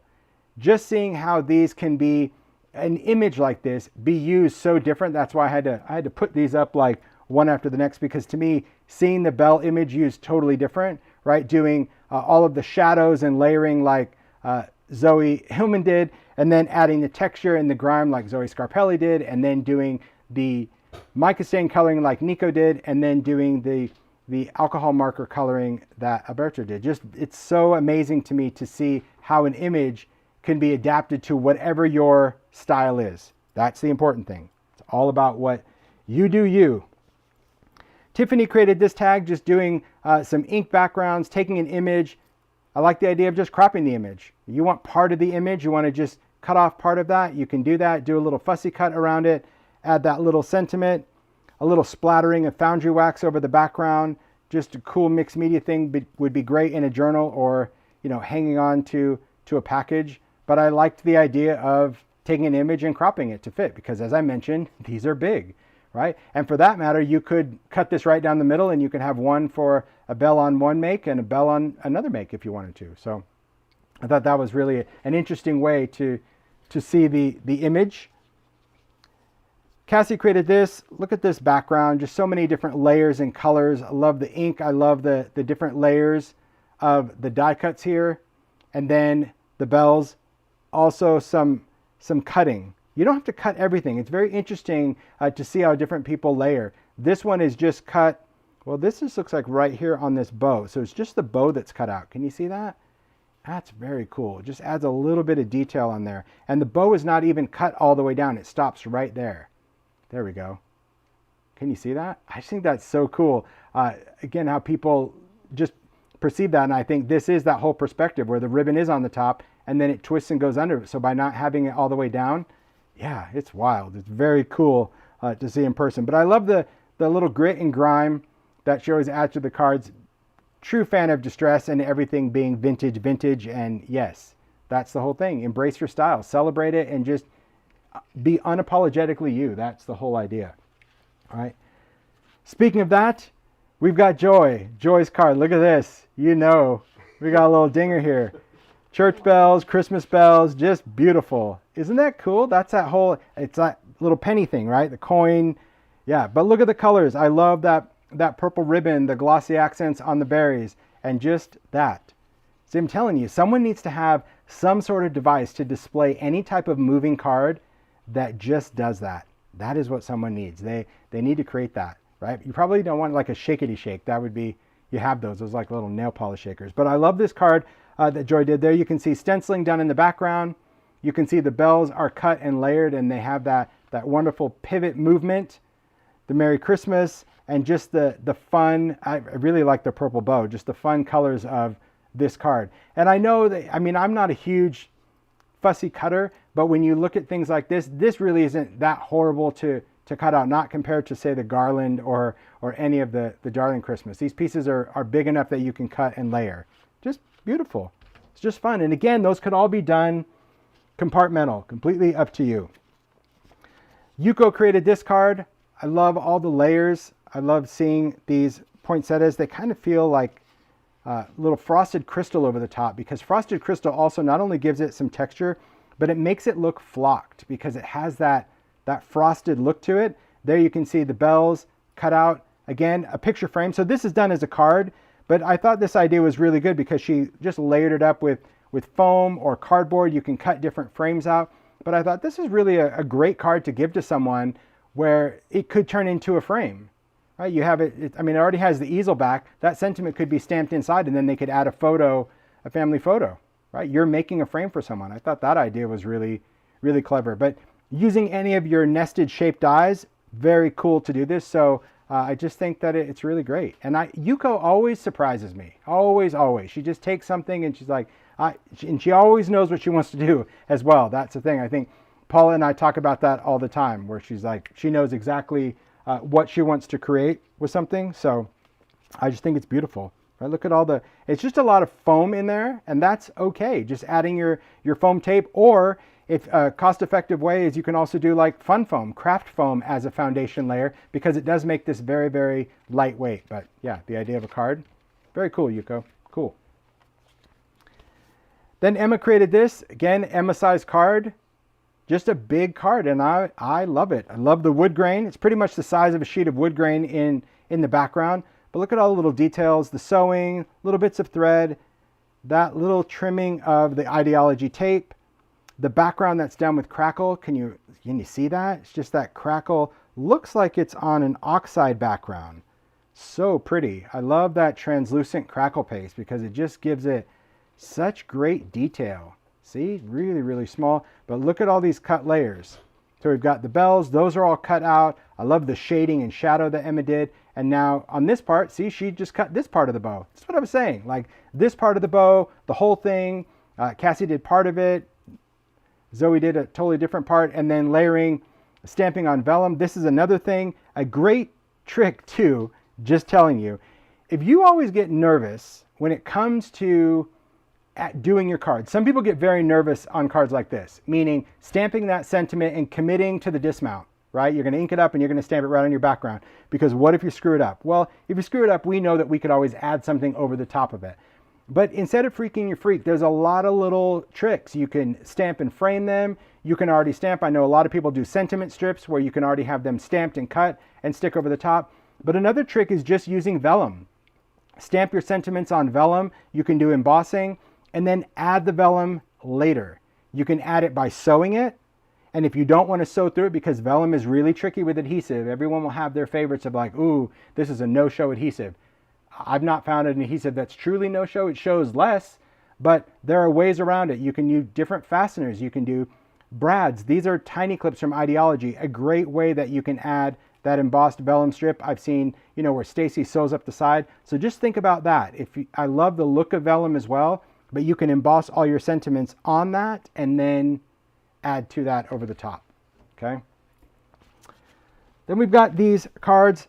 Zoe Hillman created these as well. I like that she was kind of in her coloring kick. And again, I love where makers can explore different things. I'm going to put that little corner right there. It's going to stay. Coloring different things where it could be an etc. tag, but can also be smaller cards. So when you're in your groove, when you're in your jam, just go with it, right? If you're in the coloring mood, stamp and color and be on your way. And this is what I was saying about make the card whatever size you want. Pair it with whatever you want. You can pair it with that sentiment. You don't have to put a sentiment on it. You can leave a lot of, I love the color of this. Look at that watercolor. Look at all that white space. So good. It just really makes things pop in the background. It's beautiful coloring, Zoe. I love that. I do. I love all the white space. That to me is like, see, it's a completely different vibe and different coloring style because you can color with inks, you can color with pencils, you can color with your mica stains, anything that you have that you feel like coloring with. You don't always have to do everything the same. You do you. And then put them on something. Make something with it. That, I think, is the most important thing to remember as makers, is use it. Use it, use it. Tammy created this card. Love the watercolor effect of this. This is all one layer, so this is all kind of compartmental coloring. Whether you're doing this with inks or markers or pencils, it does give you the ability to select areas of an image of where you want to put the color, stamp it, and then depending on the medium that you stamp with, you can go in and add your colors. So here you can see a little bit of, looks like mica stain, just kind of added as a little bit of shimmer over the top, but you can also just use your inks in there or your pencils to blend. I love the background, right? All the subtlety, just, you have to really pay attention to every background because you'll see the makers totally rocked it this round for stencils. So I applaud them because I always say in the Zooms, I'm like, guys, I know the stamps are cool, but don't forget the stencils because sometimes we get so caught up in the images, but man, they really rocked how they incorporated stencils in so many different backgrounds. I just love it. But a beautiful way to color it and very colorful. And it, to me, it gives it, I think, more of a, not so much a retro vintage vibe, but a little bit more of a current, bright, modernized look to that wreath. Great. Then Barbara created this. Love the card on Craft. You know, Craft is one of my favorites. Why? Because it's brown and brown is just beautiful. And I love seeing the whole white background. So this is just taking a little bit of ink. You can do picket fence. You can do any of your favorite white inks going through a stencil and then stamping the wreath. But look at how Barbara went in and just chose a few elements. Didn't have to be the whole thing. Took some holly leaves, took the bow, and those are the pieces that are not only cut and raised, but also colored with mica stain, right? Doing all that coloring there. The berries right there. There, the leaves. And then this is the Ideology velvet trim. It's great just to go, because the velvet trim, you can just, it's wide enough that you can tuck under and just put one piece on the card. The velvet trim doesn't have to be tied all the way around. That's what makes it perfect for a card, because it has that finished edge. You just tuck it under the layer that you're gluing. Sorry, Barbara, I have to show the mechanics, but that's all you have to do. So just fold it, tuck it under there. It doesn't add a lot of bulk, and that's one of my favorite things about the velvet trims, and they come in all the colors, so you can use it for all your type of card making, and it's just a nice addition because it does give you a foundation to add that sentiment. Love the cutting around that too. Whew, beautiful. So much work, but I appreciate it. I really do. I so appreciate how all the makers just kind of do so many different, Beautiful. Look at that. it's so good. And we're still filling it up, right? So awesome. So seeing the wreath so far, that's what I kind of want to show you, like Zoe coloring and then Tammy doing kind of that bright coloring and then Barbara coloring with the mica stains. And then Kubera took this and brought it into a complete woodsy woodland look by incorporating wood grain as a background, right? Isn't that cool to see how an image can just change your style, change your aesthetic to it? Oh, thanks, Zoe. Your stamps inspire us. I appreciate that. But here you can see the wood grain as the card front that Kubera did, little crackle paste. So this is going to be the opaque crackle. I love how it's kind of chipped off. Just looks like a really old plank of wood or barnwood. And then the wreath that is colored, and then that bow that is colored and layered over the top with just some dimensional adhesive. And then you add that Merry Christmas. So here you took kind of that department store vibe and gave it a woodland feel by just choosing the elements. And that, I can't say it enough. I'll say it every time I do lives. this is why we do them. It's because there is no better way to show inspiration than putting the product in the hands of so many different talented makers with different styles that are very confident in what they do and just do what they do. And you can see the variety of images because they don't know what the other person is doing, but they just do them, and they know that their style is going to stand out. And no idea is too crazy. You trust your crazy ideas, because then when you see it all come together, you're like, maybe Kuber's like, I don't know, should I really put that on wood because it's department store? Or maybe I should be thinking of a store window. It's like, yes, because that's what you envision doing, and that's how you see it all come together. So Juliana created this. I mean, look at the change now in how this wreath went, right? Bold and colored, watercolored beautifully. Then we've got that beautifully stamped and colored. Then we have the mica stain. Then we have that woodland intense color. And then we have this soft palette that Juliana did. Just completely changed the look of this, where now this has such a soft, shabby vibe to me because of the colors and also the background. I love how she used, because she did this on her other make with the chapter 3. I love how she used this stamp set, this festive collage, for the background, because all those images are just stamped all kind of haphazardly to create the background pattern. And then if you look close, you can see that little bit of texture paste just done through those poinsettias, just that little tint of like a blush pink. And then she's got the wreath stamped, cut, and then we've got a little sparkle on the berries. The bow is layered, and then we have Merry Christmas, and that, of course, is from the holiday sketchbook. So many people use the sentiment that came with it. Others just change it up, right? Using what inspires. But how amazing is that? Just beautiful. There we go. Beautiful shot.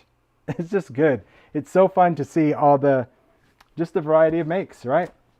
The inspiration, guys. The inspiration is real. It is. It's so good. And I love seeing all the chat. Thanks for always putting out the compliments to the makers, because I do love to see how the images, in my mind, they make sense because I put them on the sets. I'm like, oh, this would look good with this. This would look good with this. And so it's really nice that the makers not only put it together, but also are not afraid to just jump to another set, because they do have that creative freedom to do so. All right. Our final set is Festive Collage, and I do love this because you're going to see so many cool ways to use this set. It is one of my favorites, well, because I do love the vintageness. It's like classic Christmas to me, but I love it. And so the makers, they definitely did not disappoint. So we'll start out with Kath. Kath created this series of makes, and I love that she used every single one of these images. 4 images. But when you look at the work, it looks like it's a bazillion different stamps. And she used a couple of them from department store, just kind of the little fill in the blanks. But the focal elements really happen to be this set. So you can see on here the backgrounds. Now take note of the edges of the cards. This is what I was saying. That decal trimmer from Tonic, I love my decal trimmer because it creates that subtle decal. And I know some people, when they first got it, they expected, I don't know, this chainsaw zigzag. I don't know what people expected. But I know that, there were some comments that were like, oh, but it goes jaggedy, it goes smooth. I'm like, but that's kind of an authentic decal. But love it or hate it, I love the fact that it adds this subtlety of a torn edge. And I like how Kath used it, not only on this layer, but also on the card edges, right? The top and the bottom, but she left the fold, obviously, plain. Oh, this opens this way. Hello, Captain Obvious. This could have gone this way, Kath. Come on. This is how I am. Because I'm like, did you see me? I'm sitting here going, oh my gosh, I think she glued the card closed. But then I felt the deckled edge, and I'm like, she didn't? Okay. Oh, I did not get it. I did not. Chainsaw zigzag. I did not have enough candy this morning. I'm telling you. Yeah, it is. Okay, here we go. See, now I'm sure Kath is sitting there smiling, going, now you got the cards right, buddy. Okay, here we go. Now, look at this. Kath, the orientation is beautiful. I love how these cards, not only just so many different ideas, but just how they use the different layers. I love the highlight of colors and just how it pops. The little splattering of metallic, that little ideology label sticker, and then of course just using some tape, some design tape, some washi tape, whatever that is. I think it's just beautiful. And seeing these cards using these elements, however you see, That to me, and I think the black cardstock, because this is blackout ideology craft stock, because I love that texture. This is the time of year I will say that I do miss this textured paper now that we went to smooth. But for other than that, I'm happy that we kind of stuck with it. Okay, can you tell I'm checking first? Okay, just checking to make sure these open before I pick them up. I was thinking, did I make that one upside down? No, Kat, it was just me being upside down. He needs candy. Yeah. I'll get him some candy corn. But if you watch the replay, you'll see like my finger going, okay, this is the fold, but I think she did this card backwards until I realized, oh my. Okay, so here you can see I love how Kath used the tags, the frame tag die as the foundation because you're able to deboss that color. If you're not familiar with this die, definitely check it out. It is one of my favorites. Not sure how long it'll be around at Sizzix, but I sure love this die because it has such a great purpose because not only does it cut a tag, but it also debosses that color. Then just how she incorporated the elements, the labels, and also those additional stamps. And I like this addition of the ribbon. See how that ribbon just kind of comes out of that tag? Very, very clever how those are cut. But a cool series, right? Seeing those colors and just how they're matted on black cardstock, great. Then I have these next two cards, and it was interesting because when I was setting these up, I really thought they were by the same maker because the palette is like so, I don't know, so similar. It's just crazy. So this is a card that Vicky did. I love this neutral palette. It's so wintry. It's just beautiful how the colors just kind of melt into the background, kind of a sagey green, and just beautiful how that green melts into the gray, melts into black. Little hickory smoke, maybe there's some pumice stone in there. I'm not sure, but the colors are just magical on there. Then we've got the stitch detail. Then we have the label. So right here, back here, these are the two images from the festive collage. But then we have this tag from department store. Then we have this sentiment from Darling Christmas. See how they can all work together? And then it's just that pop of the red string and the ideology tiny bells that it just made this card like, wow, I loved how this came together. And this is kind of my jam, right? That neutral palette where I could say, okay, I'll sit there and make these. I'll sit there and do my inky backgrounds. I'll stamp these. Not so sure I could sew that straight, but I'd give it a go. But I do love that. Then this card, Zoe Scarpelli from Italy. So it was really interesting that the palettes were, you see that? They were like so similar. Where I was like, oh, okay, these. And then I'm like, because they're both sewing, both palette. Nope. Canada, Italy. So yeah, they weren't together crafting. Not that I think. But look at how that background is of just taking the colors, taking how these are just cut out and layered, just those petals, and then adding that. I know, isn't that cool? It's like, I agree. It's so crazy just to see that. And seeing the element stencil with that sparkly goodness, right? All that glitter, it's really beautiful. I love the idea of cutting this out to lay over that stencil. I think that's a really, really good idea. But it's beautiful. I agree. Just great neutrals, but so weird. I still couldn't get over it. I had to like look. I'm like, nope, that's a Zoe. Okay, that's a what? Okay, but yeah, amazing. Again, not only neutrals, but really channeling like very similar palettes. I love it. Then these next two cards Tiffany created. Look at these colors, just beautiful.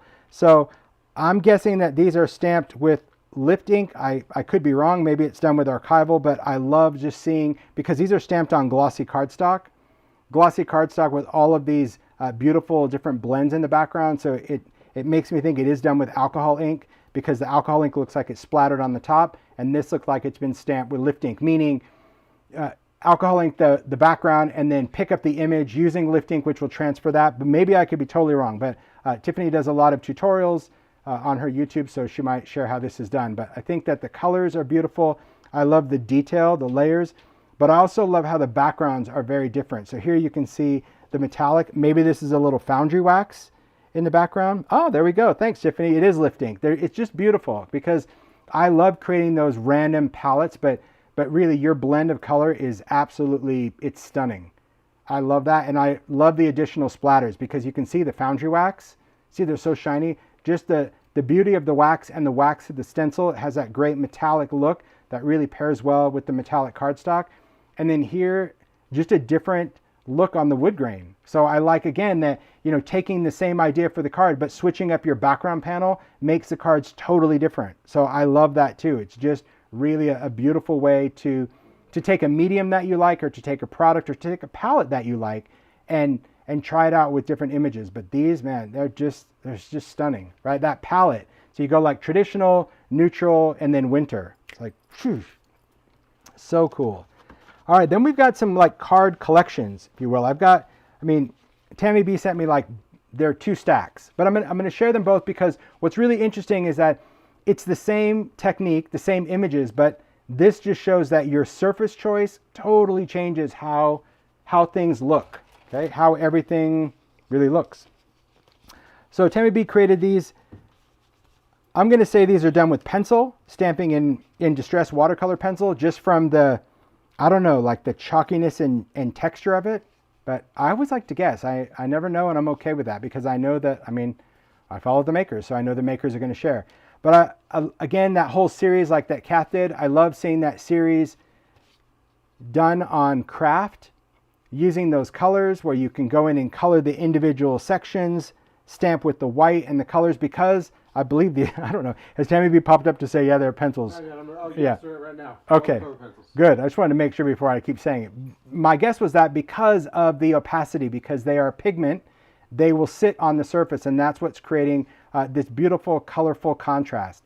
But I like that she added the ideology droplets, that little stitching, and look at that stitching. That's some fancy metallic thread, little foundry wax on the outside, and then just that little Merry Christmas. So that's just taking just the Merry Christmas from Darling Christmas and not using the rest of the sentiment. So beautiful cards done in craft. And then we're going to take the same, because she did a whole other set. So thank you for doing that. Look at that. It's like chalkboard, right? It's like paint markers doing that. Again, I'm guessing these are pencils. They would have to be stamped. Look at that. How different they pop because of the background. Just really amazing.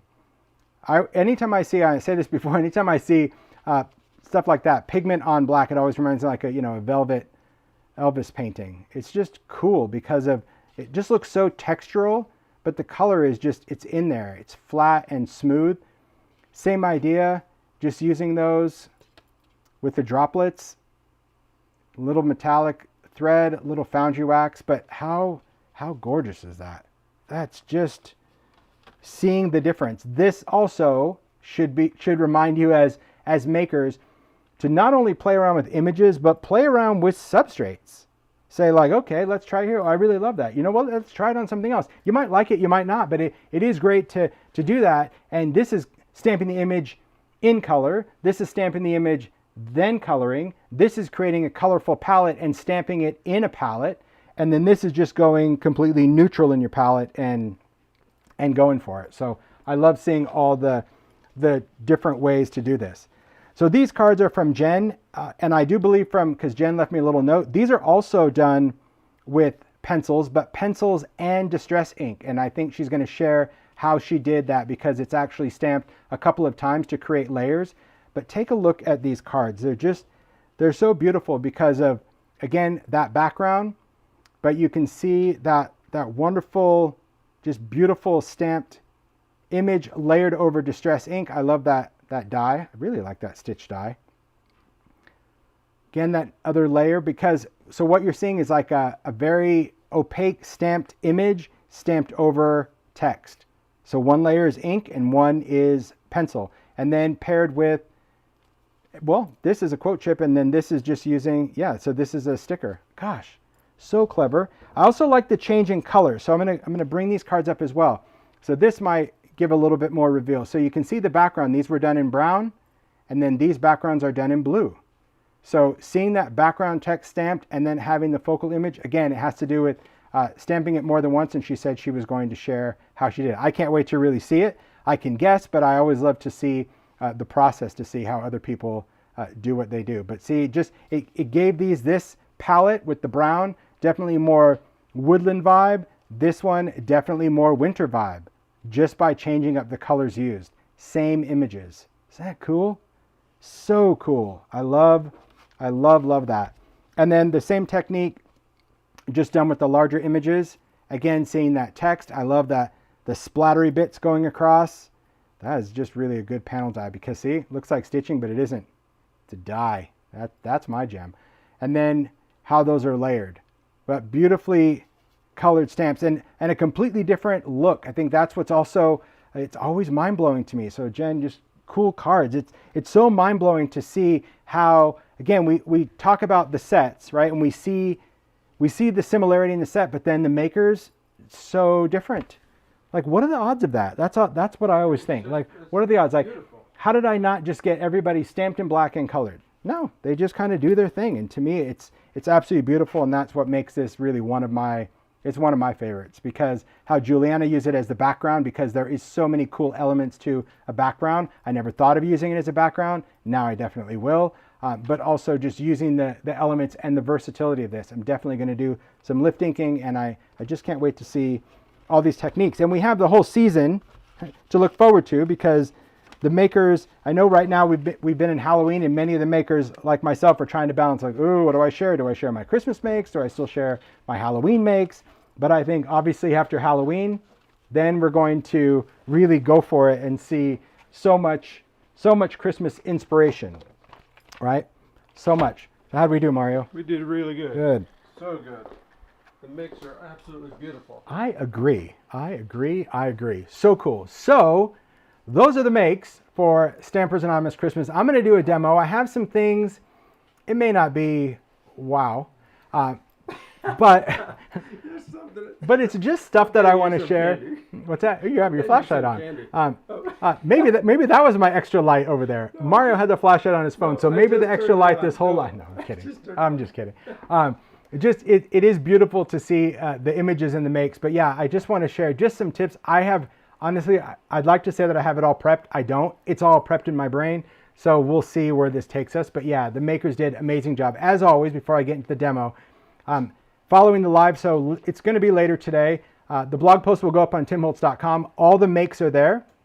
The makes are there that will show all the makers that will be tagged in there. So any of the makers that post on their blog or YouTube or Instagram, if you hover over their photo, it'll be a clickable link that will take you there. There's a maker page on timholtz.com. So if you don't follow the makers, follow them, right? Because it seems like every week it's like, who's this maker? Who's this maker? You should, if this is your first live, I get it. But if this is your third, fourth, fifth live, you should be following the makers, because they're the same makers. And that to me is so important, because they share more than just what they do for live. That's what I want you to know, because sometimes you think, oh, but I've already seen that. But they do other things. They make other things other than just making for live. And so you'll miss out on some of the cool things. And some makers make for other brands as well. So you really get to see a more versatile look to their creative side. So I do love that. So again, shout out to the makers, shout out to everyone at Stampers, and let's get into the demo. Time. Let's get into a demo time.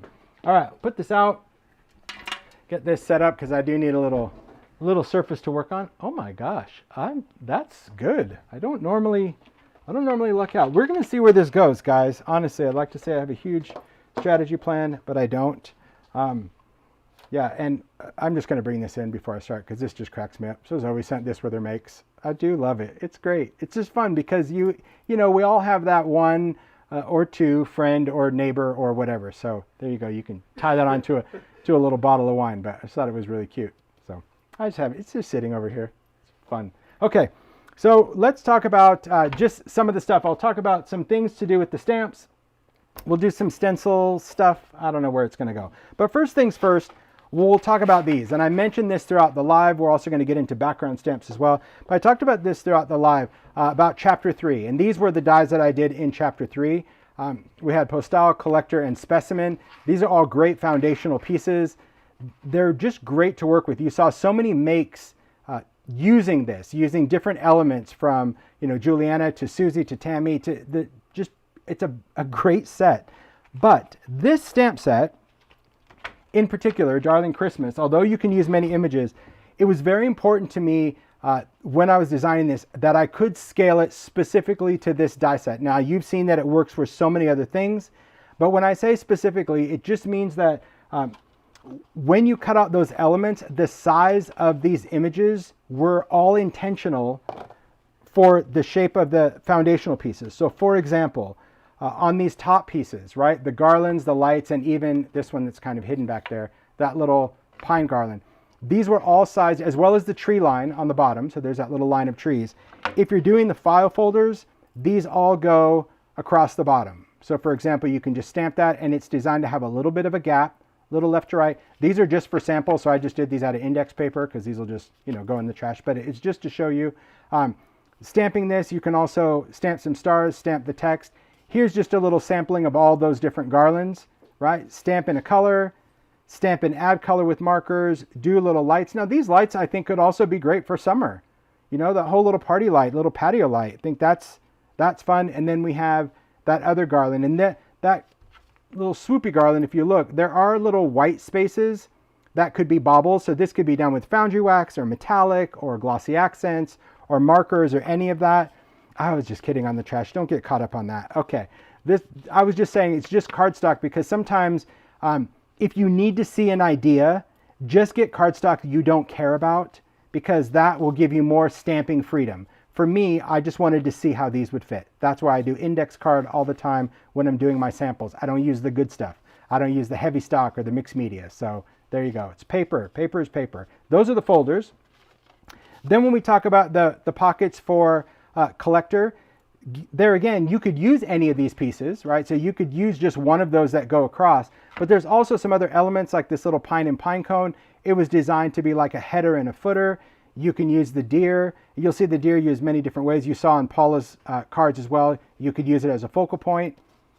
If you're doing Santa, there was one where he's just kind of a little bit more upright and one in the corner because I thought maybe you wanted to just prop him in the corner because maybe you wanted to write something or maybe you had something else to add.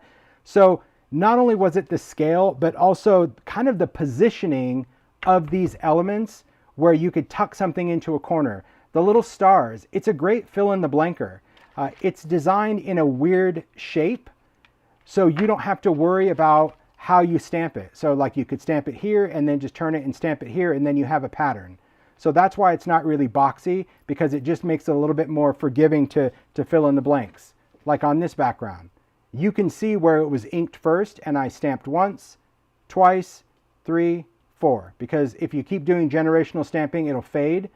But if you started here and went across, then you're going to go from dark to light. But if you go dark, dark, light, light, it just fades away.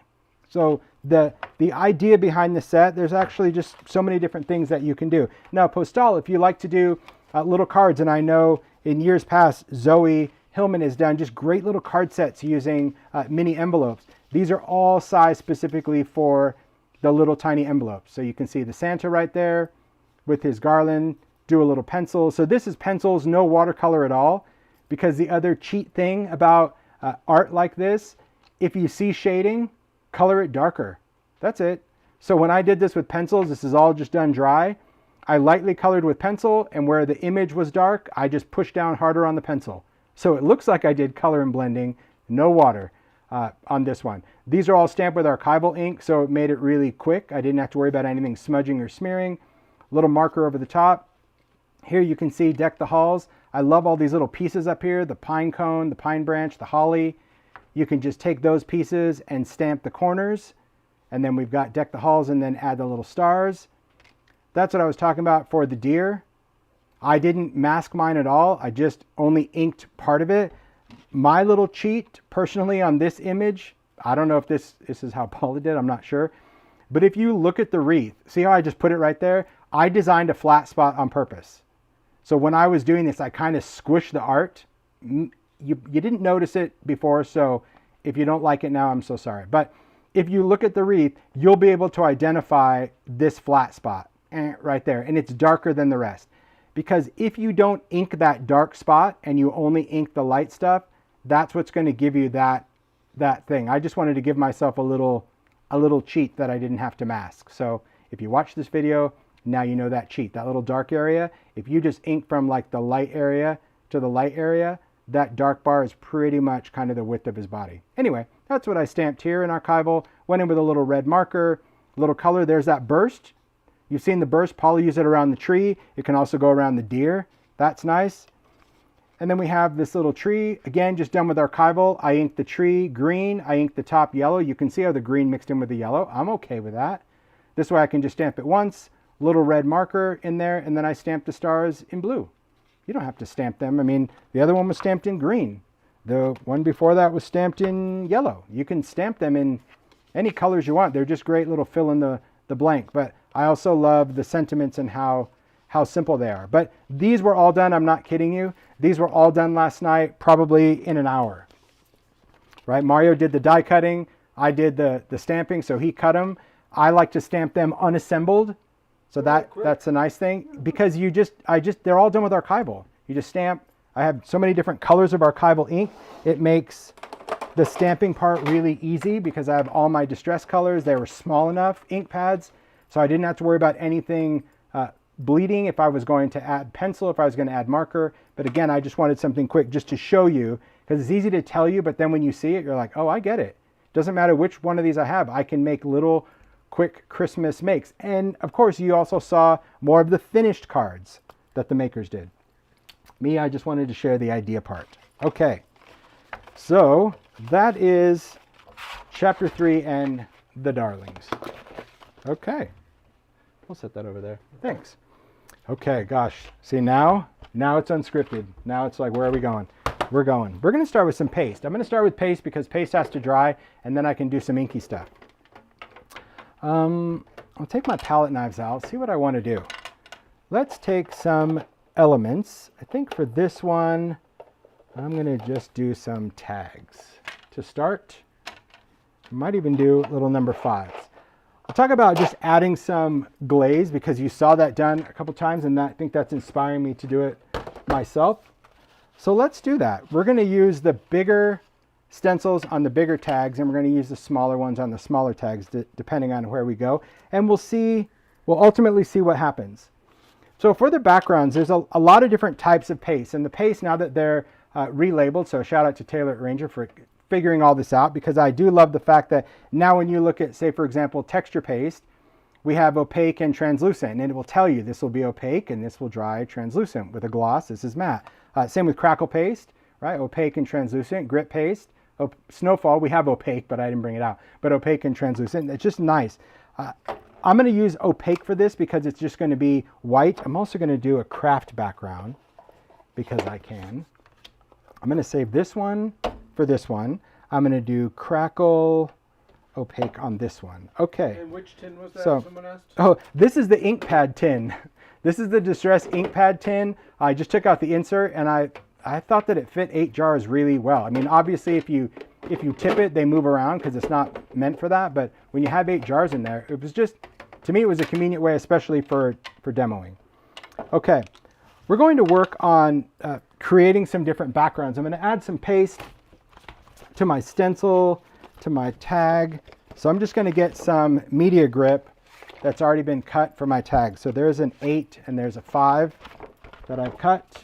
Hopefully media grip will be back in stock sometime in 2020, but at this rate, who knows? But we'll see. So, 2020, sir? or 2022, sorry. I just meant this year.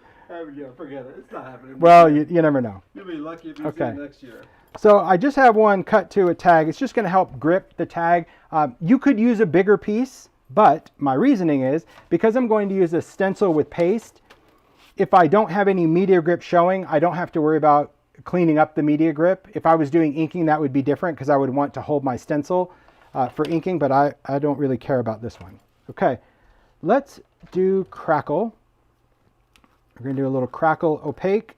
It's kind of fluffy in there. Make sure this stuff is still good. This looks a little mucky to me. It's a little too thick. Would you mind grabbing me a jar of, in the closet, crackle? It's going to be crackle opaque. I'll give you the label. I'll tell you why. So obviously you can see, first off, rule of thumb. Do you see press and seal? No. Whose fault is that? My own. I live in Arizona. I'm not in direct sunlight. I keep the studio cool enough. But if you don't keep the air out of your mediums, this was not planned, obviously. If you don't keep air out of your medium, it's going to dry up because you've just left air in there. Could I try to reconstitute it? Because see, it's not totally crusty. I could, and you could just try a little water and mix it up, but it just never is the same again. So press and seal really is your friend. Press and seal meaning as your jar gets empty, press the press and seal down to the surface of your medium, because all you're doing when you put the lid on this is because some people go, oh, well, it was airtight. Yeah, airtight. You left all this air in there and the air is drying the medium. So There you go. It is, yeah, Arizona is dry. Some people don't have that problem with their mediums. Lucky you guys. We do. You can just kind of look at it. So let's open a fresh one. Ooh, look at that. Ooh, yummy. Okay, I'm going to take this, and this one I'm going to do some glaze, some embossing glaze. We're going to do some coloring. We're going to do a lot of coloring on some different paste so you can see the difference, okay? It does. I agree, Julie. Press and seal, it just works. But you have to remember to like press and seal.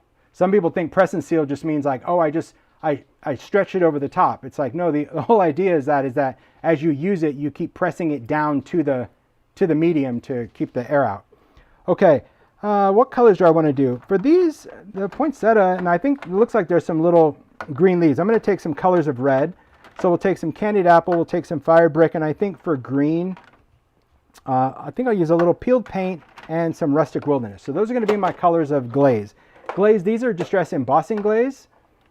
And distress embossing glaze are translucent, so we're going to use that as our colorant for this. Mari, would you grab me just a piece of copy paper, please? Just a plain piece of paper. Thank you. I just want to have all that stuff at the ready. Gosh, see, you can tell I didn't want to have anything planned. And the reason is because I kind of like to work off the cuff. I think that is one of the things I love about when we go and do demos at shows. I was just as random as it could be. Okay, just like to go on there. If you're going to do inking, I would have a piece of masking tape and I would tape my stencil down and I would lift if I was inking this way. So I just wanted to show that if I was going to ink with the media grip and a stencil and I wanted to see what I was doing, I like the whole tape hinge idea with the stencil.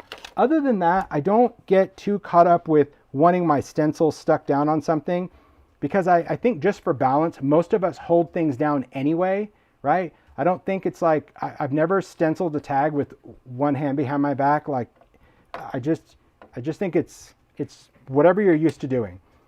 For color, these powders, I'm just going to open up the jars because I think it's good. Could you use Distress Glitter as a coloring medium? I suppose you could. Yeah, I would probably use translucent paste for that because this is going to be white. But yeah, it would be great to just kind of sprinkle the glitters on there. Be really beautiful.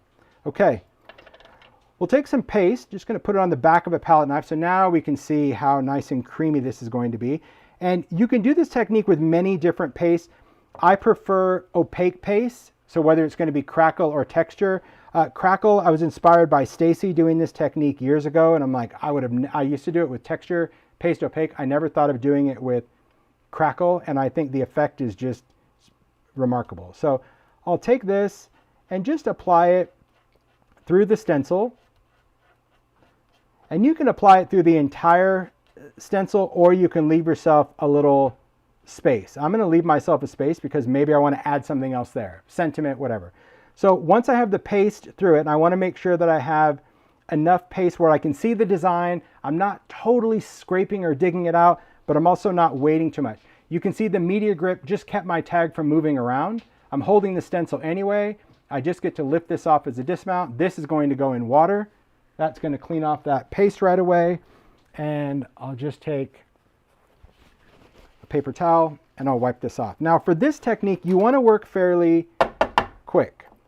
So what I'm going to do next is I'm just going to lift this off of the media grip because the media grip, all it does is grip, doesn't stick. I can wipe this off of the glass.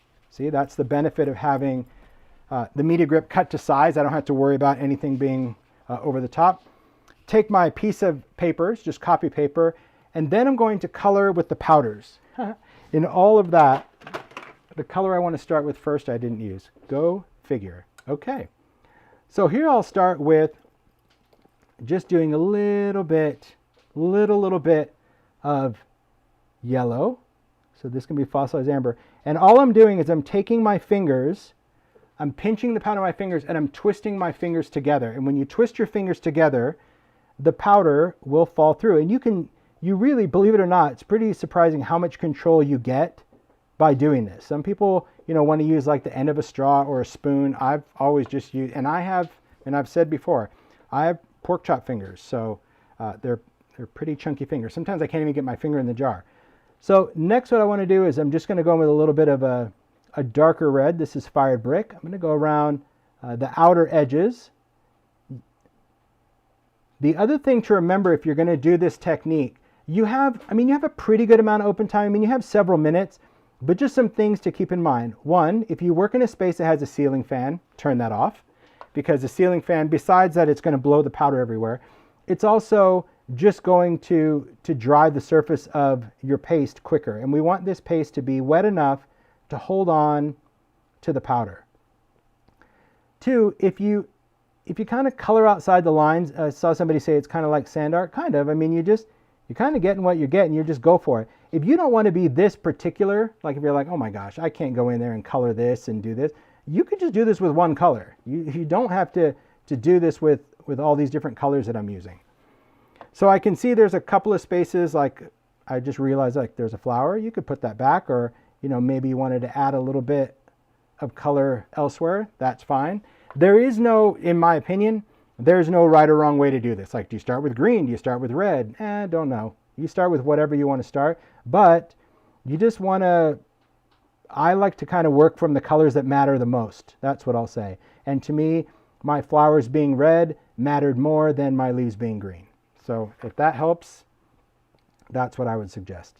Again, I'm just taking some, and I'm not using much. I mean, you can see that just twisting your fingers, it is pretty easy to control. Now, if you see some white space, I'm going to hold this up real quick. Overall, it's pretty good, but can you see that there's a pretty good amount of white space right there?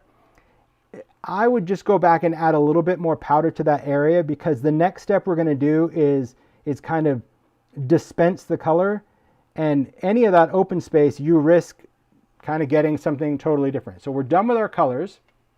We're going to take our tag, and just with your fingers underneath, you're just going to start doing the dance. And all I'm going to do is just do the little tap dance.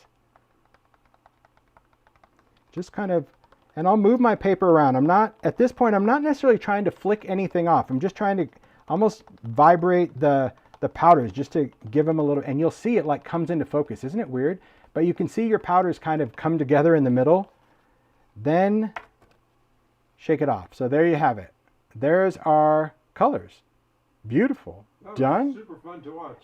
And we're going to let this dry. We're going to let this dry because the paste needs to dry before we emboss it. We will need to heat emboss it, but we're just going to let it dry first. Okay? So I'll set that in front of me to dry. What do you do with this? Well, this is a party mix. Some people save it.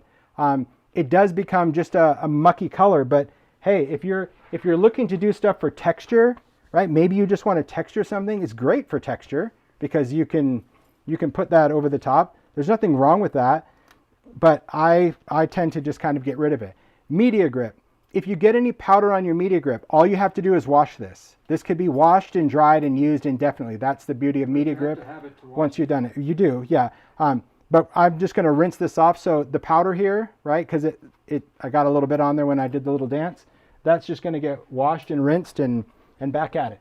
The other thing, if you're working with powders or glitter, if you have some type of Swiffer, it's a great tool to get any glitter or glaze or embossing powder, anything off of your glass just from the static charge. Those are just my tips, okay? Next up, we're going to do a craft card base.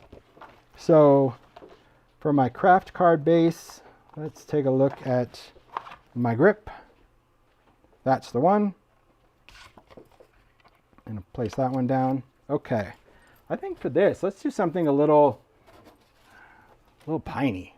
Okay. Place that down. For this one, instead of doing crackle, because that one's going to crack, this one we're just going to do texture paste. Actually, I'm not going to do that, see? Because I'm going to change my mind. I'm going to go translucent. Heck, why not? I'm going to go translucent because I want my color to actually take on some of the brown. The brown being the difference between these two pastes besides opaque and translucent. Opaque is going to be white base. So it's going to be almost like a gesso base. So whatever you put it over the top of, it doesn't matter. Meaning if I use, you know what, guys? I'm going to do both. This is a demo. Why not show you the difference? Right? As I say to Mario, less talking, more doing. Because I can describe it all day long, but it's like you're here to watch. Why not just see the difference and then you'll get it. All right. So I'll do one part texture paste opaque. I'll do another part texture paste translucent, and we're going to do the colors. So first, let's get rid of the colors I don't need. So I don't need yellow for this. I don't need red, but I'm going to need some brown and some different greens. because seeing the visual difference between mediums, I think also makes you understand it a little bit more of how things are going to work. Ooh, we should add a little bit of this, shouldn't we? Little twisted citron. Ooh, that's going to be good. It's going to be shocking, but I think it's going to be good. So and then I've got a couple of browns. I have Vintage Photo, and I have a little walnut. Okay. So just using on this card, I'm going to take both pastes and we'll apply them. Now the viscosities are completely different between these two. Texture paste to opaque, very much like a buttercream frosting, but this is going to be matte and white.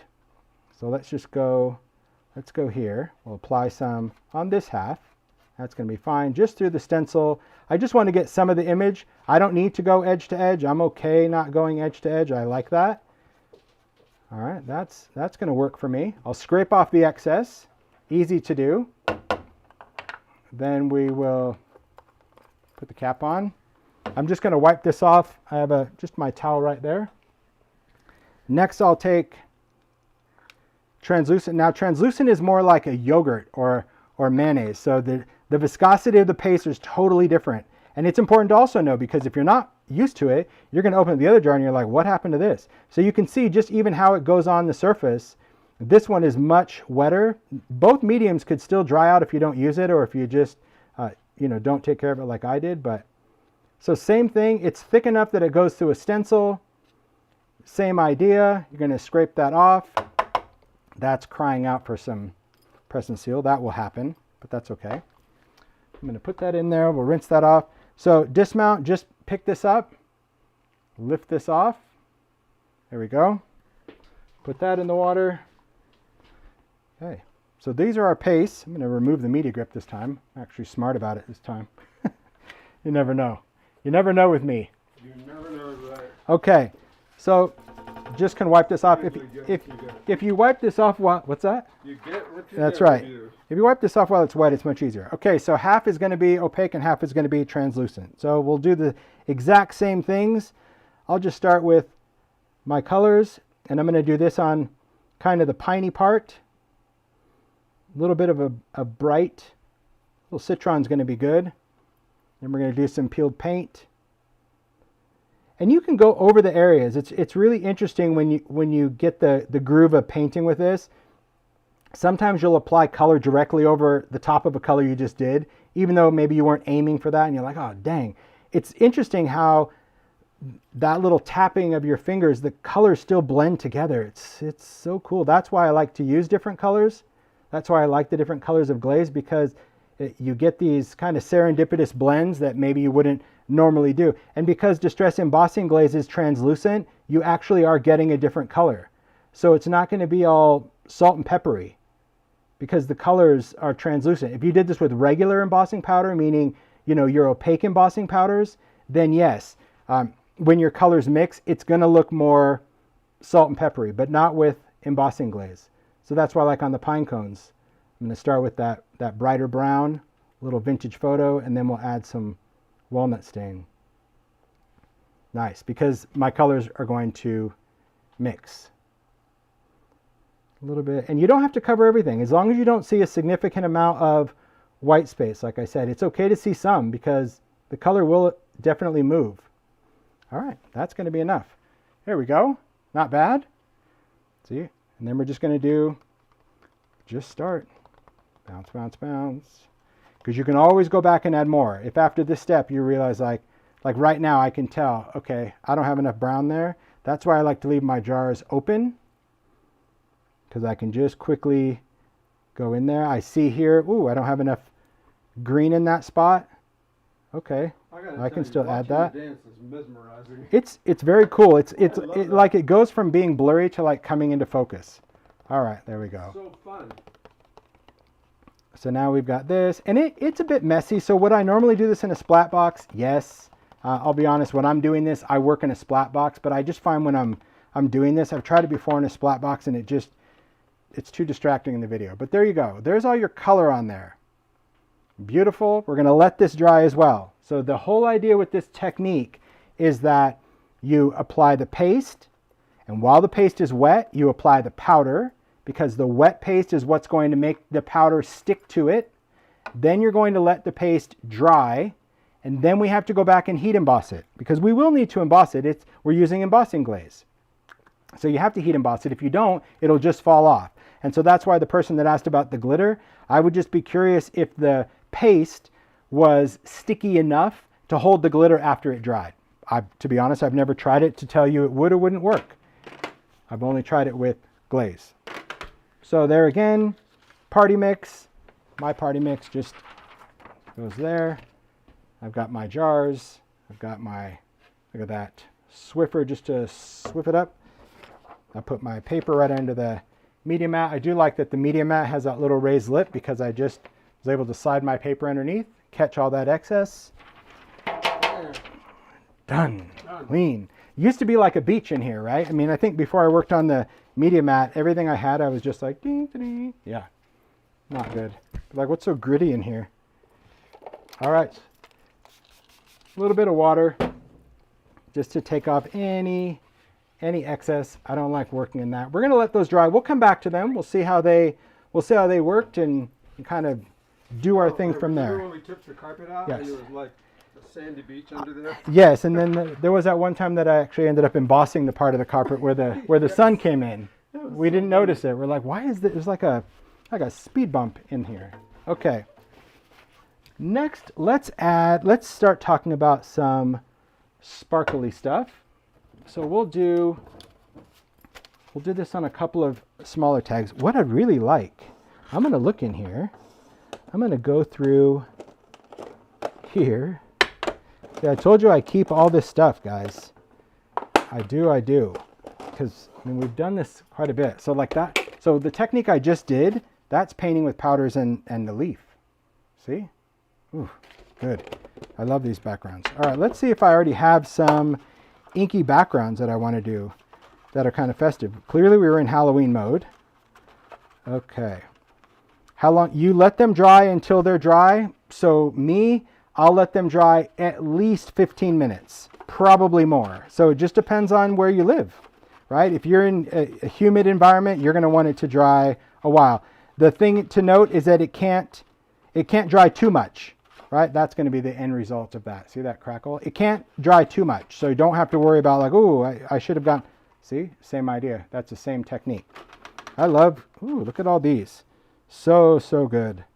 Love. Okay. Good backgrounds. Gosh, look at all this. See, I'll die cut it for something. But the point being, I'm just going to take some of these backgrounds and just add some stencil. First one I'm going to do is this little guy, just to place this down. Let's place this little tag down. We'll get rid of this, and we'll add some grit paste snowfall. That's going to go on this one. Get it together, because that's what I want to do. This one I want to put,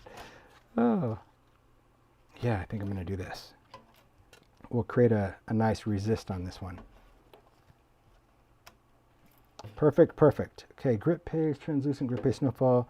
Let's do, where am I going? Here's what I want.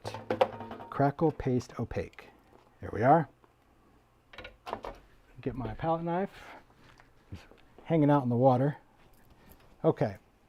So a couple of things. This one, I'm just going to do a little crackle paste opaque on a tag just to show you how it's going to look if you didn't put anything over it, because it's a very cool texture to add. Throw that in the water. We're going to let this dry. See, it goes on really kind of creamy. We'll let that dry and crack. Crackle paste, as far as drying time, you can pretty much visualize it, look at it and say, oh, okay, you know what? I see the cracks, it's ready to go. My advice though, when it comes to paste, and you know me, I am like a chronic heat tool user, super impatient. I've learned through the years, it's just not good to dry texture paste with a heat tool.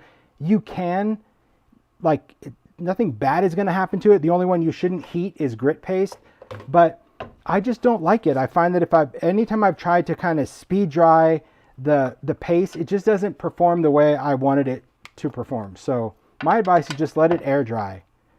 You know, you could put it in a warm area or a garage or sunshine. That'll help. But this next one is just going to be Distress Grip Paste Snowfall. I'm just going to apply this through an inked background just so you can see how cool this really is to add. You saw a lot of makers use it just over inked backgrounds. Kath used it over her transparency. It's just an excellent, excellent paste. It only comes out at Christmas. Well, so far, 2 years. I say only because let's hope it comes back next year. But I just love the effect that it gives. It is going to be translucent. It has a little bit of glitter in it, a little sparkle, but translucent glitter. So I'm going to throw that in the water, and we're going to let this dry as well. So that's going to be enough pasting. Let's get into some inky stuff. So I got to say, I really like that tin. That was just something I figured out last night when I was demoing, because I'm so tired of having all the, I never know where the jars are, and I like that I can throw my palette knife right in there. Thank you. All right, peel off the grip. My grip over there. All right, so now we've got our paste drying. I'm going to put this down here. Oh my gosh, I have so much stuff going on. So this one, let's talk about patterns, backgrounds, stamping. Whoop, whoop. I love working with different stamps, and it's a good thing that Stampers Anonymous doesn't retire the stamps, because I like to talk about stamps that are old, new, everything. This first one I'm going to talk about is using stamps on stamps. And you can use stamps on stamps, and you can use stamps on embossing folders, believe it or not. And it's just something that I've done, one of those things. You do it so long ago and you kind of forget about it. And then maybe it was last year or the year before, Stacy did a card using the bold tidings and a plaid. And I'm like, oh my God, I haven't done that technique in forever. And it brought everything back, because these were sets that I did in my very early days at Stampers Anonymous. These are sets 111 and 112. Now we're in the 400, so a long time ago. And these sets are called Reflections. And for those that have them, you know exactly what they are. There were 2 sets. I've never done, I think I did a Halloween one. No, that's it. I think it's just 2. The cool thing about this, these are actual images that are backwards. They stamp in reverse. And it was a very challenging thing to explain to Ted that I wanted him to do, but even more so to the end user, which is probably why I never did another set, because we would get complaints going, hi, I bought this image and I stamped it and it's backwards. And I was like, but what does the image look like on the stamp itself? Backwards. And what do your other images look like? Frontwards. Okay, so if it is frontwards, it's going to stamp frontwards, and if it is backwards, it's going to stamp backwards. And it was too challenging, so we walked away. But if you have these, and they're available, they're cool to use, because what you can do is you can stamp these inside an embossing folder, right, on the smooth side, and when you run it through, it's going to stamp the positive of what this is. So there's script, there's numbers, there's definitions, music, and also plaid. So let me just show you exactly like what I mean by that. Okay, we'll take a stamp tool. Now you don't have to use a stamping tool. You can just use a block if you want, but I'll use this, and I'll also use a block. We'll see how it goes. I probably won't use this at first. I have to see what I want to do. We're going to start with, let's do this guy. Let's do like, I don't know, Joy to the World. Why not? So this technique incorporates a couple of different types of ink. My opinion, it's best to use with archival. I'm sorry, not archival. My gosh, I'm short-circuiting today. It is. It's lack of candy. You think it's too much? No, I think you need more. Well, you know, there's that. It's using, good gravy. What are you looking for? It's right here. Look at me. Oh my gosh. Get it together, Holtz. It's just because, okay, this is the truth. Come on, Holt. When I get to demo, I literally feel like I'm at recess. That is the truth. And I think for those that watch the live, you get it. The live, the walkthrough, that's all business. It is. It's business. I got to talk about the product. I want to make sure I do the makers proud. Once I do that, I kind of feel like my job is over, and I just get to play, because it's just whatever's in here. And sometimes the creative mind, I just short circuit. So I apologize for that. Do you, and don't worry, everyone's having a great time. I just short circuit. Okay. We're going to work with a stamp, something that has a solid bold image. And I'm going to try this with the bottle brush trees too, because I really want to play with it. A solid image. You're also going to choose a pattern. In this case, we're going to do reflections. And we're going to work with the ink that we want to stamp our pattern in is going to be Distress ink. And what we're going to use for our color background is going to be an oxide.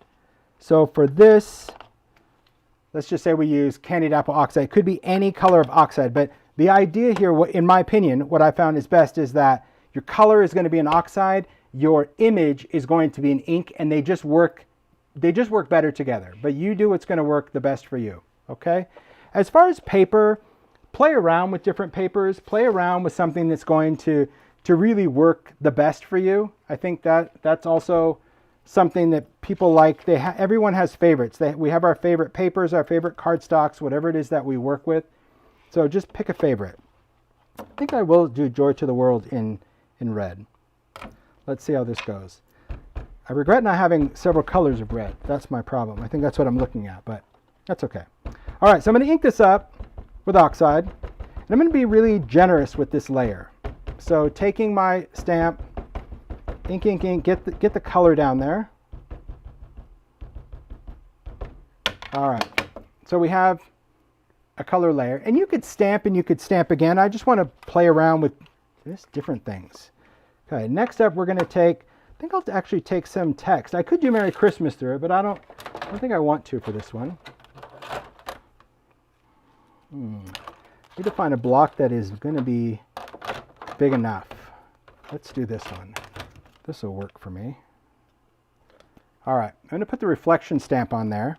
This just happens to be some handwriting, but we've done this with bubbles. We've done this with all sorts of things. Okay, and next we're going to ink this up, and you want to ink it up fairly well. Again, this is Distress ink. Yeah, I just saw someone said it's like the kissing technique. I've heard people call this kissing technique. So we're just going to stamp. Now, just going to give it a quick wipe of the cloth. Just going to do this again. And we'll stamp this again. Okay, now this one by design is very like collage-y mucky. And you'll see what I mean collage-y mucky when I stamp with it. Okay, normally if I was going to do this proper, like do this exactly how I'm supposed to do it, I would go in and work with a stamping tool, because then you just make sure that it's all done. But the reason I gave up on the stamping tool is I just want to like quickly go through the demo. But the idea here is that now you have text going through your words, and the text is legible because you stamped a backward stamp frontwards, meaning if you were going to stamp Merry Christmas, right? You would be able to read Merry Christmas on a solid bold area. So we're going to try that with the bottle brush trees because we're stamping in something reversed. That's what kind of gave me the idea to kind of do this again. It's fun to do. Stamps, we're just going to spray with water. We're going to clean that off. But let's get out one of the bottle brush. So I just wanted to start with that. And of course, for backgrounds, because we talked about that before, I love a good background stamp. So if you have background patterns, you don't need to worry about reflections. Don't think you can only do this with something like that. You can take polka dots, plaid, wood grain, stripes. This plaid, these are great to do. This is the candy cane stripe that Stacy used on her tags. Great background set. See, that's 200 sets ago when we did this. 200 sets ago. It's old sets. Hit that 100 one? I know, where it was all gold and fancy. Yeah, gold, super fancy. Who knew? Who knew? All right, I want to play around with this. I haven't done this, but that doesn't mean I'm not going to do this. It doesn't mean I'm not going to try it live, because I will. Hey, Mari, oh, you know what? I don't need you to. Because I have these. I was going to have him get me some inks, but I forgot I got my minis. I got my minis in the cart. Okay.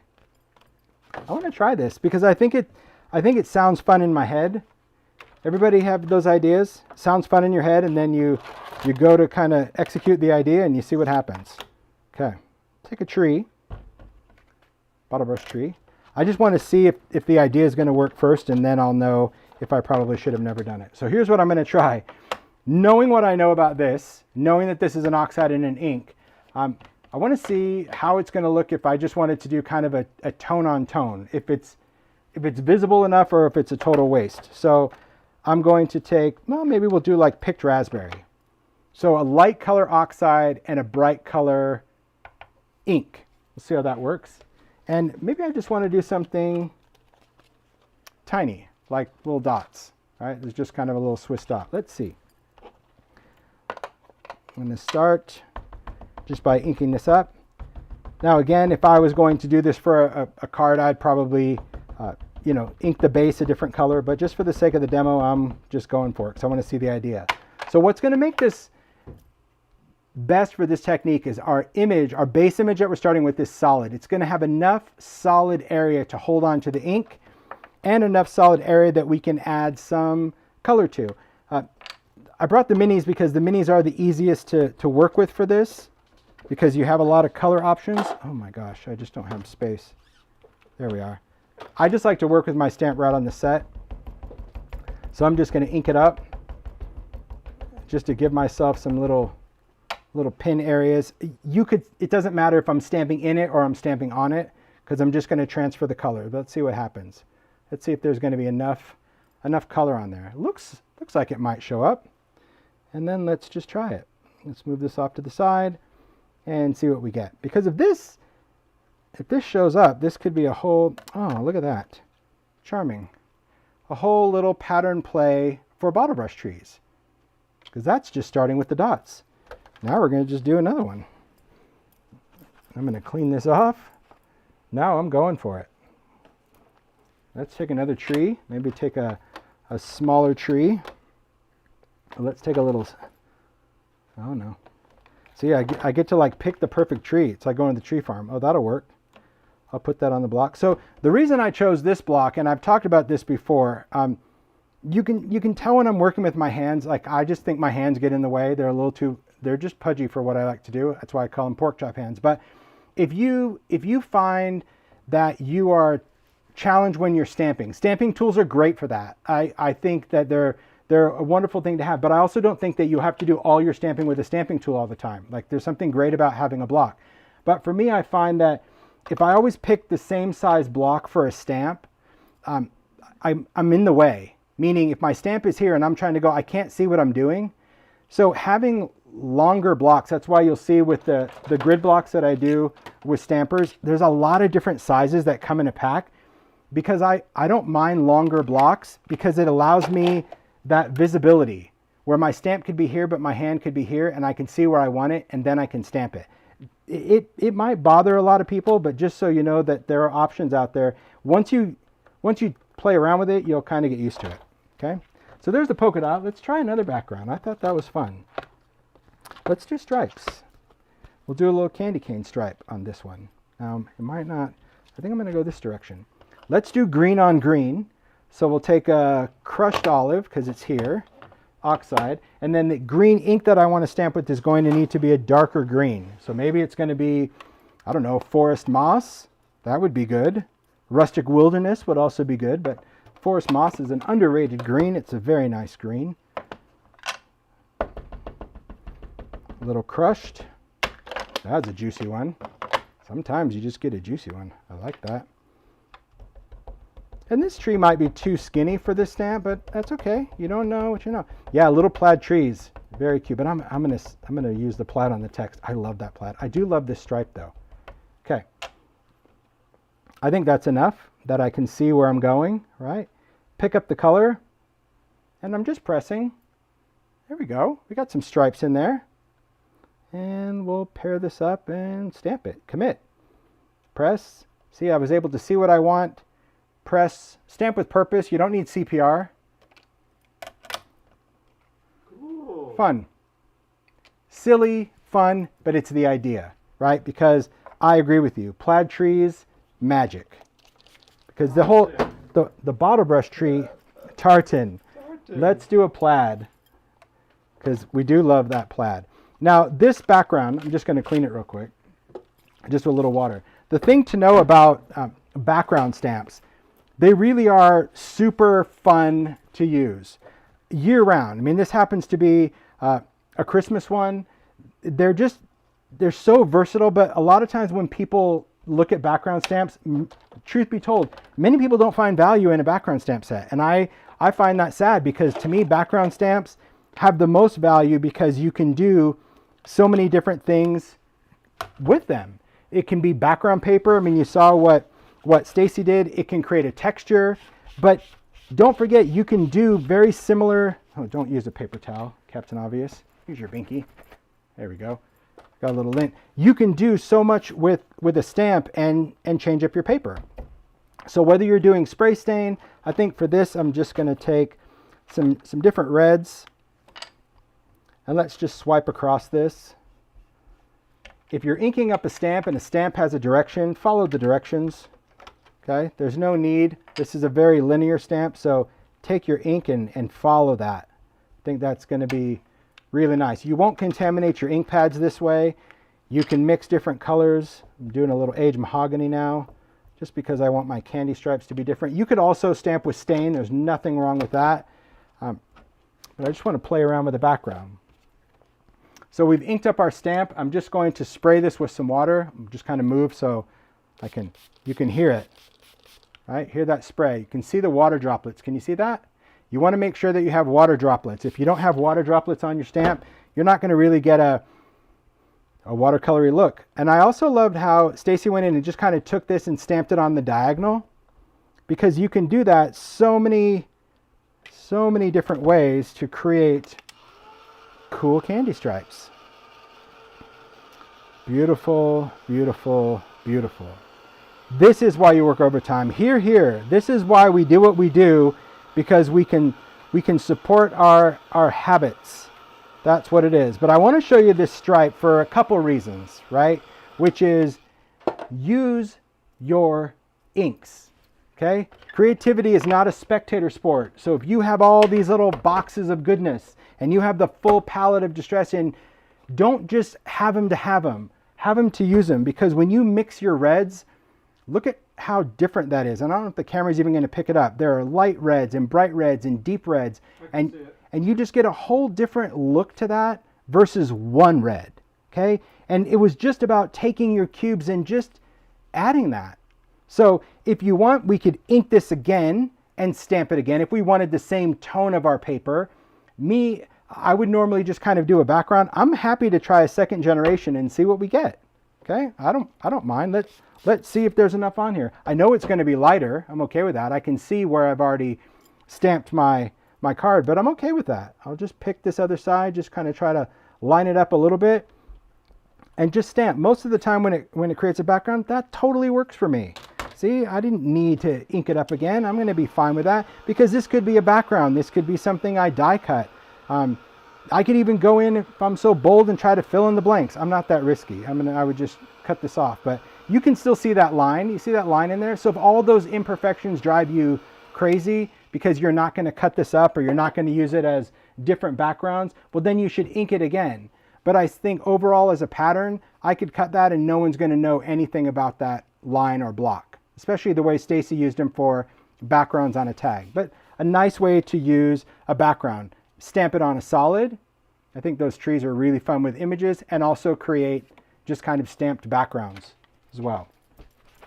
So speaking of the plaid, we do have some favorites. There is no doubt that there's a stamp set called Perfect Plaid, and I do love plaids, but plaid shouldn't be complicated. The same way I did like layered plaid with Sizzix, that die cut. I do love the look of plaid. Some people like to build plaids. I'm not that guy, because again, I don't think they should be complicated, and they are, because you have to stay very, very linear, very parallel to make it work.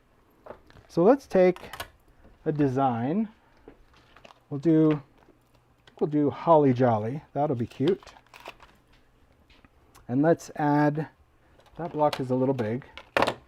If you guys saw over here, I am like every other maker in the moment. I pile it up. There we go. That could work for this one, because I don't need to see where this one's going. This one's going to go right in the surface of the paper. Okay. You're going to take the plaids. Let's take Holly Jolly. Can you mix oxide colors? Yes, you can. So we could take let's take a little crush and a little peeled paint and put this on that. Yes, always messy in the moment, because I think I'm definitely a very neat maker. I like my space to be neat, but not in the moment. I think that that kind of hinders the creative flow sometimes if you're so worried about, you know, always getting everything too clean. Okay, that's going to work. Let's add a little bit. I like these colors. I'm going to throw in a little bit more crushed, just because. And you also want to be careful when you're doing this with ink pads, and I'll show you what I'm looking at on the stamp.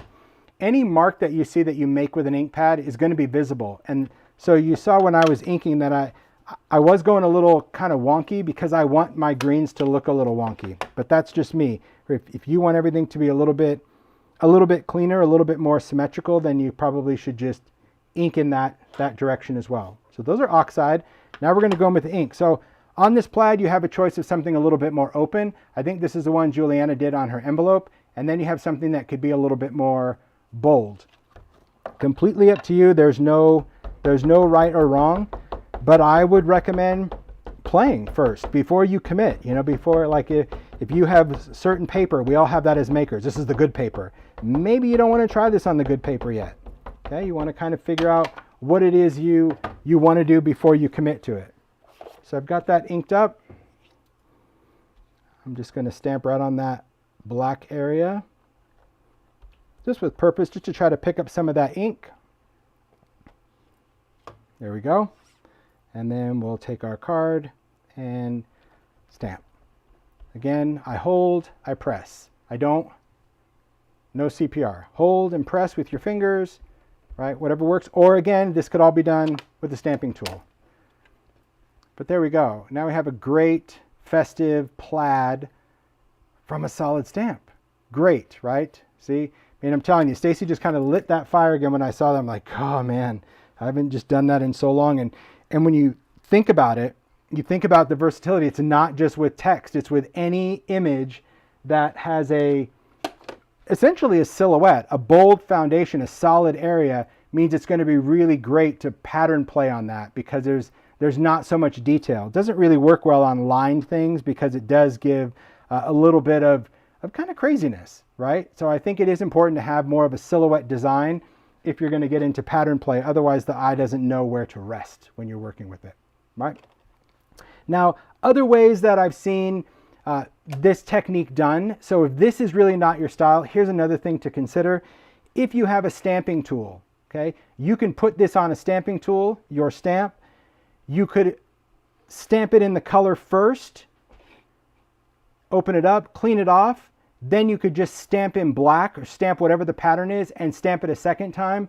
Some people prefer that. They think it's a little cleaner. I like this more organic look because to me it's easy and it's just cool looking. Now all these little pits, this kind of eroded part of the image is the image. See, if you look at this, see those little white flecks? This is not a poor job at Stampers Anonymous. No, this is design. This font is designed to actually not be a solid rubber. Can you see the detail of that? See those little pit marks in there? That is by design. That is the font that I chose for this because I love that it's a worn out look, and it also takes the pressure away as the stamper that it has to be stamped perfect. Okay. Let's clean that up and we are going to move on to other things. Just kind of fun to be reminded of things, is it not? It's always fun to be reminded of techniques that maybe you've seen before. Maybe you've only seen it one way and haven't thought of it any other way other than how you saw it. And out of sight, out of mind. No, because, thank you though. I don't know where I'm going yet. That's kind of my deal. All right, I'm setting my stuff over here. I still have my drying thing, and when the stuff is ready, I'll bring it in. I think a couple of them are pretty much ready. So why don't we just do that? Do that next, and then we'll get into some coloring things. Because I talked about that. I have to talk about this one. I'm going to do that one. I'll do that one at the end. Okay. Let's bring in these. So for now, I need to switch out. I'm going to put away my oxides real quick, guys. So this is what I was saying. In the moment, go for it. At the end, don't make your table like Coin Dozer, where you're just pushing things off until they fall on the floor. That's a little too much. There we are. Tins. Okay. Put this down here. Okay. Here we go. I'm going to switch out my heat tools. I'm going to do some embossing. So we'll take an embossing gun. Ranger heat tool is great, but this guy, and you're going to see we're going to use it for watercolor, is great for, this is what I use 99% of the time if I'm going to dry ink, paint, whatever. But if I'm going to emboss, I am using an embossing gun. It just embosses quicker, and that's just preference. So let's start with our tags. You can see where we ended up. So this is the poinsettia tag that we did on crackle paste, and you can see what has happened. This is that technique that when Stacy did, I'm like, I had no idea that it would actually work. So what happened is, when the paste cracks, it takes the powder with it. Okay, so that is exactly what has happened. Now, you can see there's a little bit of, see that little powder residue? That's probably from when I was doing another thing. So I'm just going to make sure, you kind of hear just a little tappity tap on the trash can, just to make sure that any excess is gone. I don't want to remove, I don't want to flick this or anything because I have not heat set it yet. If I touched it, that color would come off. So I'm going to turn on my embossing gun, and we're going to emboss it. Okay. So when I emboss, actually, I'm going to use these. Now don't laugh. I like what I like. I am tired of burning my fingers. I am tired of burning my fingers. And when I saw this on Ranger's site, I'm like, that is the coolest friggin' thing ever. Sometimes simple is magic. And I never have to worry about burning my fingers. So I am embossing this. When you emboss, if you can hold your paper off of your table, it will emboss in half the time. It will also not make your paper curl as much. And it will just make sure that like everything is perfect. These little fingers, this is the little, it's actually called like a, oh crap, I don't know what it's called. Get a grip, or I don't know what it's called. Yeah, they're little hands. Maybe it's, I think it's called the Handle It tool. Really, it's a Ranger product. I swear to you guys. It's so they're these wide squeezers, and they're rubber, but they're heat resistant. So I used to use a clothespin, but a clothespin. It's called a Handle It. A Handle It, because it'll handle it. So it just, because like watch the fingers, like watch how they bend. See that? So those little grippy fingers grip onto your paper because they're silicone. It doesn't fall out, because the clothespin, like, it would actually fall. But I like the fact that I can hold from back here. They're wide enough, and the pressure, it keeps me from burning my fingers. So when I saw them, I'm like, I need those. It's the coolest thing. I actually have 3 of them. I have one in my embossing area. I have one over in my work area. So if I'm just going to dry something really quick, silly as it is, I just love it. It's very cool. So anyway, I'm going to finish embossing now that I talked about Handle It. That's what it's called. I think it's great. It's cute, right? It's very clever. That's what I was saying. Like, where has this been all my life? How many times have you blistered the tip of your thumb? It's crazy. Do they clap? They could. And you can make your own sound effects. It's handled. Yeah, I'm going to handle it. Yeah, it's hilarious. It's so good. Okay, this is what we have. Take a look at that, guys. It's like shattered porcelain. Isn't that just so beautiful? You could ink this. We can ink it with sprays. We can ink it with so many different things. Oh, I agree, Carolyn. They modeled it after my black guys. Well, if they did, they didn't tell me, but I just think they're brilliant. They really are. So we can ink the background. We will. We'll go into, seriously, someone put the price, $349. I mean, that's what I'm saying. You need multiples of them, because to have one, it's like, oh, I need to go get that. No, I'll just use my heat tool right now. Why? When you can handle it. Right? Yeah. See, Mario's cracking up. He's like, you crazy. I like what I like. I like the little gadgety things. There's nothing wrong with that. Okay, I'm going to use I'm going to do some mica stain. So we're going to do some Decayed, and I don't know if I have any left. My gosh, this season, between putting it in other bottles, I am a little regretful that I don't know if I have enough mica stain. Okay, I'm going to use Decayed and a little bit of fresh balsam in the mica stain. Now, on these, you could use ink pads, you can use regular sprays, you can use whatever you want. All right. Oh, I had my last crop and they laughed at me, but yeah, but see, but they liked them. That was the whole thing. I didn't really get what it was all about. I thought it was maybe for like one of their clay things, or because Ranger has a lot of different products, but for embossing is the best. It's so dang good. I think everyone needs that. And if you have crafter friends, there you go. There's the gift. Put a little gift card or something in there, or just tie those up. That's hilarious. Yep. All right. Man, there go the handlers. I just think they're great. Ranger will be out of them. I think they're great. I wonder how long they've had them. I have no I idea. don't know, but they'll be out of them. I literally got mine just this past week because I saw it. I was like, hey, that little thing, that's cute. Okay, so for the background, this could have been done ahead of time, meaning if I wanted to have a pre-inked tag, right, like I did here, it could have been. I just started on a blank piece of paper so you guys could see the coloring if you wanted to, but then I wanted to just kind of share how this works. I know, I think I was telling Sharon about this. She's like, dude, those came out a long time ago. I'm like, Ranger? No, Ranger doesn't hook us up like you think. It doesn't work that way. I wish it did. It just doesn't. But they did now, so. All right, little decayed, a little bit of fresh balsam. That's just gonna be my color. So it's kind of like a brown and like a really light greenish color, just because I still want my background to be somewhat subtle. So now that I have this on there, I'm just blending with a little bit of water because I want my color to move.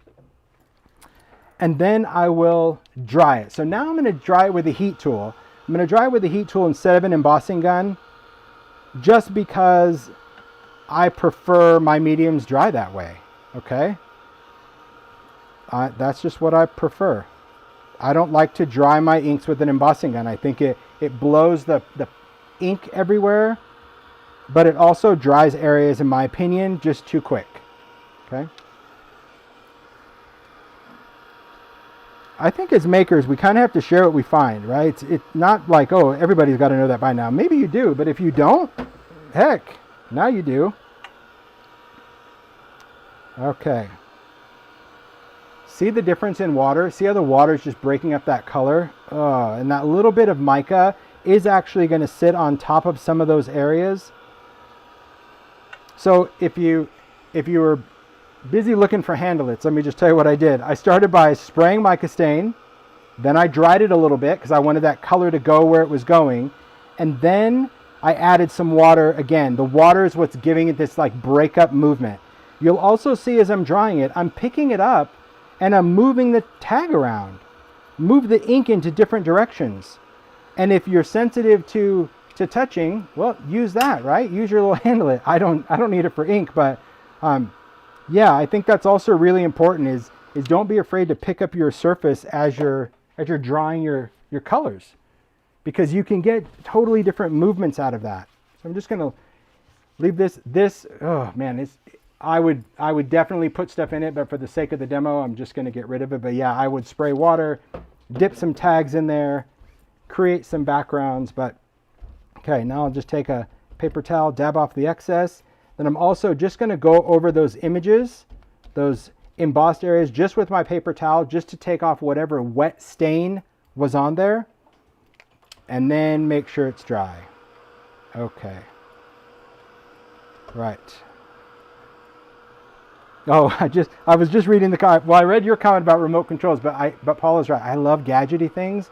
I think it's very, very clever. Very, very clever. Control? Yeah. Done. Yeah.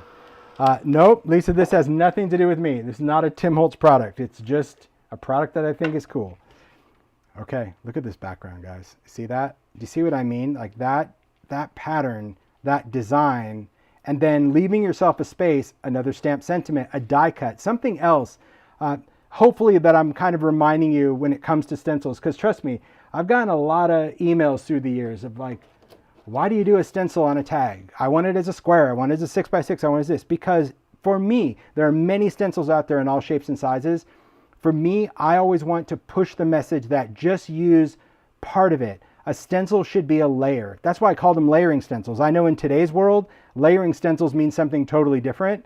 We also get emails about that. They're like, I got your layering stencil and there's only one. Yes, I'm like, yeah, because it's all it is. Well, no, where are the other layers? Because in today's world, layering stencils are 2 or 3 different steps. I call them that because I wanted to try to remind you that it's just a layer. It should just be something. You've seen for the makers, it's a layer in the background. It's a layer of texture. It's a layer of ink. It's just another way to add some imagery. And so by putting it in this weird size, it did limit the maker of how much of it you could use. I mean, even on this one that we're going to go ahead and emboss, right, to do on this card.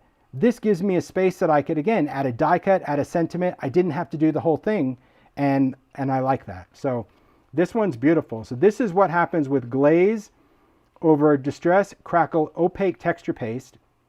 The opaque is what's going to give it that kind of white finish. If you didn't want white, you could do this with the transparent, but I just prefer opaque for this because it just cracks bigger, and so it looks more like ceramic. The crackle between opaque and transparent is different. The transparent's a little bit more fine. So this one is just texture paste. So this one has no cracking, but this is beautiful. So remember on this one, if you recall, this one was opaque, this one was transparent. Let's find, where did I bury my tin of paste, Mario? Any idea? In the bottom. There we go, thank you. Yeah. See, he's watching me, guys. There we are. Just so we can remember on this card. This was texture paste opaque, so this was opaque matte paste. This was translucent. Both of these texture paste, one is opaque, one is translucent, and we're going to see how different they look when we melt it. We'll see if there's a difference. See, like, hey, well, why do I need both? Maybe they do exactly the same thing. I doubt that, but I'm gonna get this hot, get my handle it, because you know it. I mean, can you not? This, look, I gotta tell you, for those of you that know Kathy Rakusin, she does things with like these little hands. They're hilarious, and it's like, this should have been a Kathy product where she had like little hands on handles to handle it. Okay. Hilarious. Okay, so I'm just embossing. So if you guys can see, I'm just looking, waiting for that glaze to go from matte to shine. And I'll just try to show you. I'll just try to emboss part of this right now, just so you can see the difference. There we go. I'll continue embossing, but can you see how that's shiny and that is not? So that's what you're looking for when you're embossing. You're waiting for it to turn shiny. Now, if your paste wasn't dry all the way, you're going to get some blisters in there. I don't necessarily mind it, but some people do. So can you see that blister right there? See, I can point it with the handle. See it right there, right? That blister is having the paste, it's still a little wet under there, but that's okay. So if you wanted to make sure that never happened, then you could let it dry longer. Like I said, it doesn't matter how long it dries. It's not going to ruin anything. As long as you still heat emboss it, you're good to go. But if you don't heat emboss, all your powder will come off. Because the paste is not a glue. The paste is just wet enough that the powder can dry in it until you heat set it. Okay. All right. So here's the difference. I don't know if you can see it, but I'm going to show you. This is translucent paste. And so this just looks like glass over the top, because all we're seeing is the color of the glaze floating on the paper, because that color is suspended in something translucent. This is still nice, don't get me wrong, but this has little white outlines. It's a little bit more stark, which is nice, a little bit more textured, but less glass-like. Even though it has a shine, you can see that it's got a shine, this texture is different than this one. You saw even the viscosities that I put on, right? That this one was more of a buttercream and this one was more of like a yogurt or mayo. So if you want your texture to be more textural, then opaque is going to be your jam. It's going to be chunkier.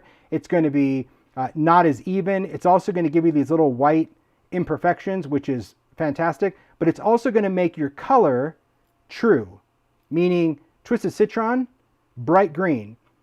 Twisted Citron over here is the brighter area, but it's certainly not the same color as this, because this was Twisted Citron over white, so the light shines through. This is obviously over brown because this is translucent. So you can pick your favorite, you know, that's a thing. But the texture is also quite different. Transparent is going to smooth out, so that's what I'm saying, it's more glass-like. This one's going to be a little bit more textural. Both of these we can ink over it, so if we wanted to create some cool effects, we can take, oh, I'm just starting to just laugh at myself because like it's foolishly chaotic over here. You gotta get some good craft around. Well, you know, it's foolishly chaotic. Okay. Let's just do that for now. Okay. Here's what I mean. Foolishly chaotic. Let's do a little bit of that. A little rustic, and let's find some browns. Okay. We'll do a little walnut, and we'll do a little vintage, and we'll do a little bit of, ooh, I'll do some frayed burlap. Okay. Good deal. So ink with, ink with whatever you want to ink with. That's, you do you. I'm just going to use a brush for this. So I'll start with some green. Now I chose Forest Moth. It's a little darker. Okay. Just going to add a little dark green just using a blending brush. I like a blending brush because I can go right into the dance. I don't have to work from the edge. I don't have to do any of that. I have it completely retracted, right? So my bristles fan out nice. I don't have it compacted. I would do that if I was stenciling with it. But for inking, I like to keep it open. Then I'm going to slide it all the way forward and close it up. Now we'll take the brown, and the brown I can just use for all the browns. It doesn't really matter. Go into a little bit of walnut stain here. And I just have some media grip. It just holds onto those little suckers, because they do like to jump around. So that's the other thing I like about media grip. You just cut it for different things. I started cutting it for just like one little square. I'm like, who am I kidding? If I'm going to do a background, I'm going to pretty much open up my palette ahead of time and then just do this. So for frayed burlap, I'm going to ink this up, okay? And then I'm going to slide this forward because I do want to actually add a little bit of darker color around some of the elements. And I'm choosing a lighter color to add a darker layer, as weird as that sounds. But so by sliding this forward, it doesn't lock. You're just using your finger to slide it forward. It's just a way that you can create a shadow and focus that ink a little bit better.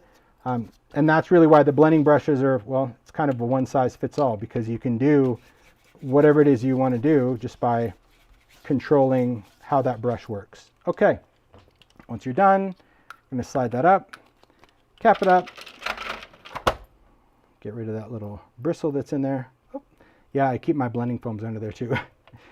See, it's a little packet of goodness. There's a little flat blending foam under each color. Okay, so we're done with these. I mean, put the caps on, put those on there, put these back. I've got some ink sitting around. Uh-oh. Oh, hi. That's our nest doing a test. There's nothing to be alarmed about. Okay, so with this, I'm just going to add some water to it. So watch how this kind of transforms. So we've got an ink background, which is beautiful, but Distress are reactive with water. So I can take my sprayer, and I'm just going to go in and add just some splatter. So by like lightly squeezing the trigger of this, I'm adding some splatters. You could add as many water splatters as you want.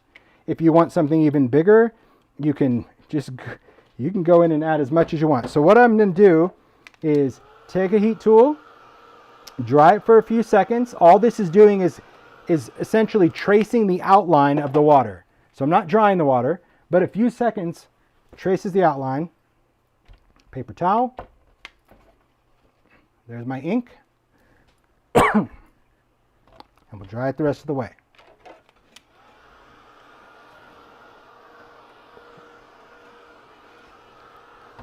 Just like that. Beautiful, beautiful. All right. Here we go. So what this did, it looked like it bleached the paper, but it didn't. It's just the same color of the paper. But by going with different shades of brown, flicking some water on there, drying it for a few seconds, because drying it just created the outlines. If you don't dry it and you blot it off, you'll get some marks, but you won't get like drip outlines. The heat tool just outlines it. And then you dry it the rest of the way, and just, it's a beautiful, beautiful background. You can still paper distress the edges, cut card panels, but I think it also shows, especially when you ink, the difference between this really, like I said, melts into glass, the translucent, and the opaque just stays a brighter color, a totally different nuggety texture, but they're both cool. They both have their purpose. Okay, the other ones that we did, we don't necessarily need to ink these. This one is just crackle. So you can see this is still cracking, but all it's going to do is just create that wonderful little crackle look. Very cool. This could be ink, this could be crayon, this could be whatever. And this one's almost dry, but it's still cold underneath, so I can tell that it's wet. But this is Snowfall. This is that beautiful, this is what I was saying for Christmas, Snowfall grit paste. It is just one of my favorites. It's such an icy, beautiful look. You don't have to do anything to it. You just put it over the top of it, and when it dries, it pulls in some of the color because it's translucent. It has this wonderful icy texture, and it's absolutely magical, and it has just a little sparkle. It's just translucent glitter. It's not a metallic glitter, so it won't look like a disco ball, but it's absolutely stunning, especially over something like this mica paste background. Super easy, but some great ideas just to play around with your textures a little different, right? Putting it already over an inked background, knowing the difference between transparent and opaque, and then of course the glaze over crackle for just beautiful. And of course this would be like flick on foundry wax, do stamping, just all sorts of stuff. I agree, that Snowfall grit paste is my jam. Okay, so next we're going to just talk, I think, let me just look. Oh boy, we are going over. Okay, I need to edit this quickly. Okay, I'm gonna shift gears. No, I'm gonna switch gears. Okay. I'll just do this and then we can wrap it. I had no idea, you guys. My gosh, I'm so sorry. I don't want to keep people here that long. Okay. We'll talk about this, and yeah, who knows, maybe there'll be some other demos in the season.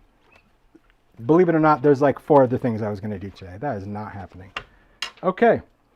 Let's just talk about this one real quick, because I think it's important to remember when you're working with this that there are a lot of different options for coloring. Okay, if we're working on, now I can take this out. It was literally under the pile. We're going to take a stamping tool. I'll take my platform. Everybody's just very happy to be here. And I appreciate that, but I always feel so terrible. Okay, I'm going to take this and I will, let's just do this stamp. It's big and bold and it's beautiful, and I'm going to love this. Okay. So I've got my platform is set up. I'm working with a rubber stamp. So there you go. It says rubber. So when I'm doing this technique, because this platform has a hinge lid and the hinge it doesn't have a ton of movement, but it does have some movement. I'm always going to make sure, if I'm doing double stamping, that's what I'm going to share with you, double stamping, that when I push down, I'm actually pushing into this piece. Right? Because if you have a platform, you know what I mean. There's like a tiny little give. So I'm going to push into the hinge as I pick up my stamp. And I'm going to use that same motion when I stamp and see if I do a better job lining up. Because although it can line up, sometimes it's just not the greatest. But we'll see. I'm going to open this up. I'm going to take archival ink. I'm going to work with black soot. I'm going to ink this up. Tap, tap, tap. Tap, tap, tap. Zoe, we know to bring extra snacks. I know. I appreciate you guys. Thanks, CJ. Thanks. Very nice. But I do feel bad because it's like, you have a Saturday, you're like, I didn't sign up for this. This is crazy. Okay. So I'm going to, again, push into the lid just a little bit just to create, hopefully, that same positioning. I'm going to press down, stamp with purpose, if you will. Stamp with purpose. Okay. Open this up. And that's just going to be my foundation layer. Now I do have a piece of media grip. That's what I just put on the bottom of my platform, because there again, it just helps keep the magnet even more secure, if you will. Then we can color however we want. We can color with pencils, which we have. If you watched the demo last week, maybe you've already set up your wonderful set of mica stain inks. Right? So maybe we could watercolor with these beautiful mica stain inks. Maybe we just do a little bit of both. I don't know. We'll see where this takes us. Okay? I'll have stuff out here, just stuff for the win. Just gonna take the pencil, this little candied apple. So let's just see what I want to do here. I'm gonna take a little color. Again, I am not the colorer, but I don't like to overthink stuff. Thinking is overrated. If there's any advice that I could share, thinking is overrated. And I guess that I would have to be fortunate enough that I would say throughout most of my making career, if you want to say that, I really never gave things much thought. Probably because I didn't know any better, because I was pretty much an idiot going through this. And so when you don't know what you're doing, you just kind of go. And when you know better, you do better, right? That Maya Angelou quote, one of my favorites. But there's a truth to that if you just kind of give yourself that permission, you learn things along the way that are meant for you to learn. And I think you remember it better because you know the experience that got you there. So the things that I've done, gosh, that's not to say that I didn't screw up. I screw up a lot. But I've kind of remembered those because it was my screw up to make, if that makes sense. I don't know. Now I'm probably just babbling. But just going to take just a water brush. I love how pigmented these pencils are, right? So I'm being very light-handed with the water brush, just using the tip of the detailer just to react that color. And you'll see, because these are pigmented, also they have this incredible ability to cover even substrates like craft. It's quite impressive. But they start out pretty vibrant on craft, and then they kind of absorb into the surface, which I find really, really nice. So give yourself that permission to just do you. And I mean that, because it is really hard to get out of our heads when we're making, because we're so afraid we're going to screw something up. But you can't. It's just art. You really can't. I mean, I don't want to say you can't, because you could. You could overload your die cut machine. You could try to cut a piece of meat with your paper trimmer or something crazy. But the point is, if you just give yourself that permission to play around, then you'd be like, oh, that was fun, or oh, I didn't like that. I shouldn't do that again. There you go. Look at that. Oh boy, OCD. Pencil's going the right way. Okay. And if I didn't do that now, Mario knows that I would be obsessing about getting this. I would want this demo to end in 30 seconds just to fix the pencil. I got it. He knows. When you know, you know. Let me use a little bit of a brown. I don't think I want to do Rusty Hinge. Okay, let's go in with that. So for greens, same thing. I'm just going to follow this, not doing too much work here, actually. Just throwing in some color. And I'm coloring right on the surface. The other thing you want to keep in mind when you're working with paper especially is if you do a lot of heating and stamping, I've learned that too, some paper shrinks, and it doesn't matter how lined up things are. Sometimes the paper actually shrinks on the surface, and then you think, well, how did I not line that up? Well, because if you dry your paper in between too many layers, you don't anticipate that happening, but it does. It will happen. Okay, let's put this in. Okay. Oh gosh, did I say something about meat? Yes. Oh. Cutting your meat on a... I said that? Yes. Oh my God. Sorry guys. I was like, why is everyone talking about meat?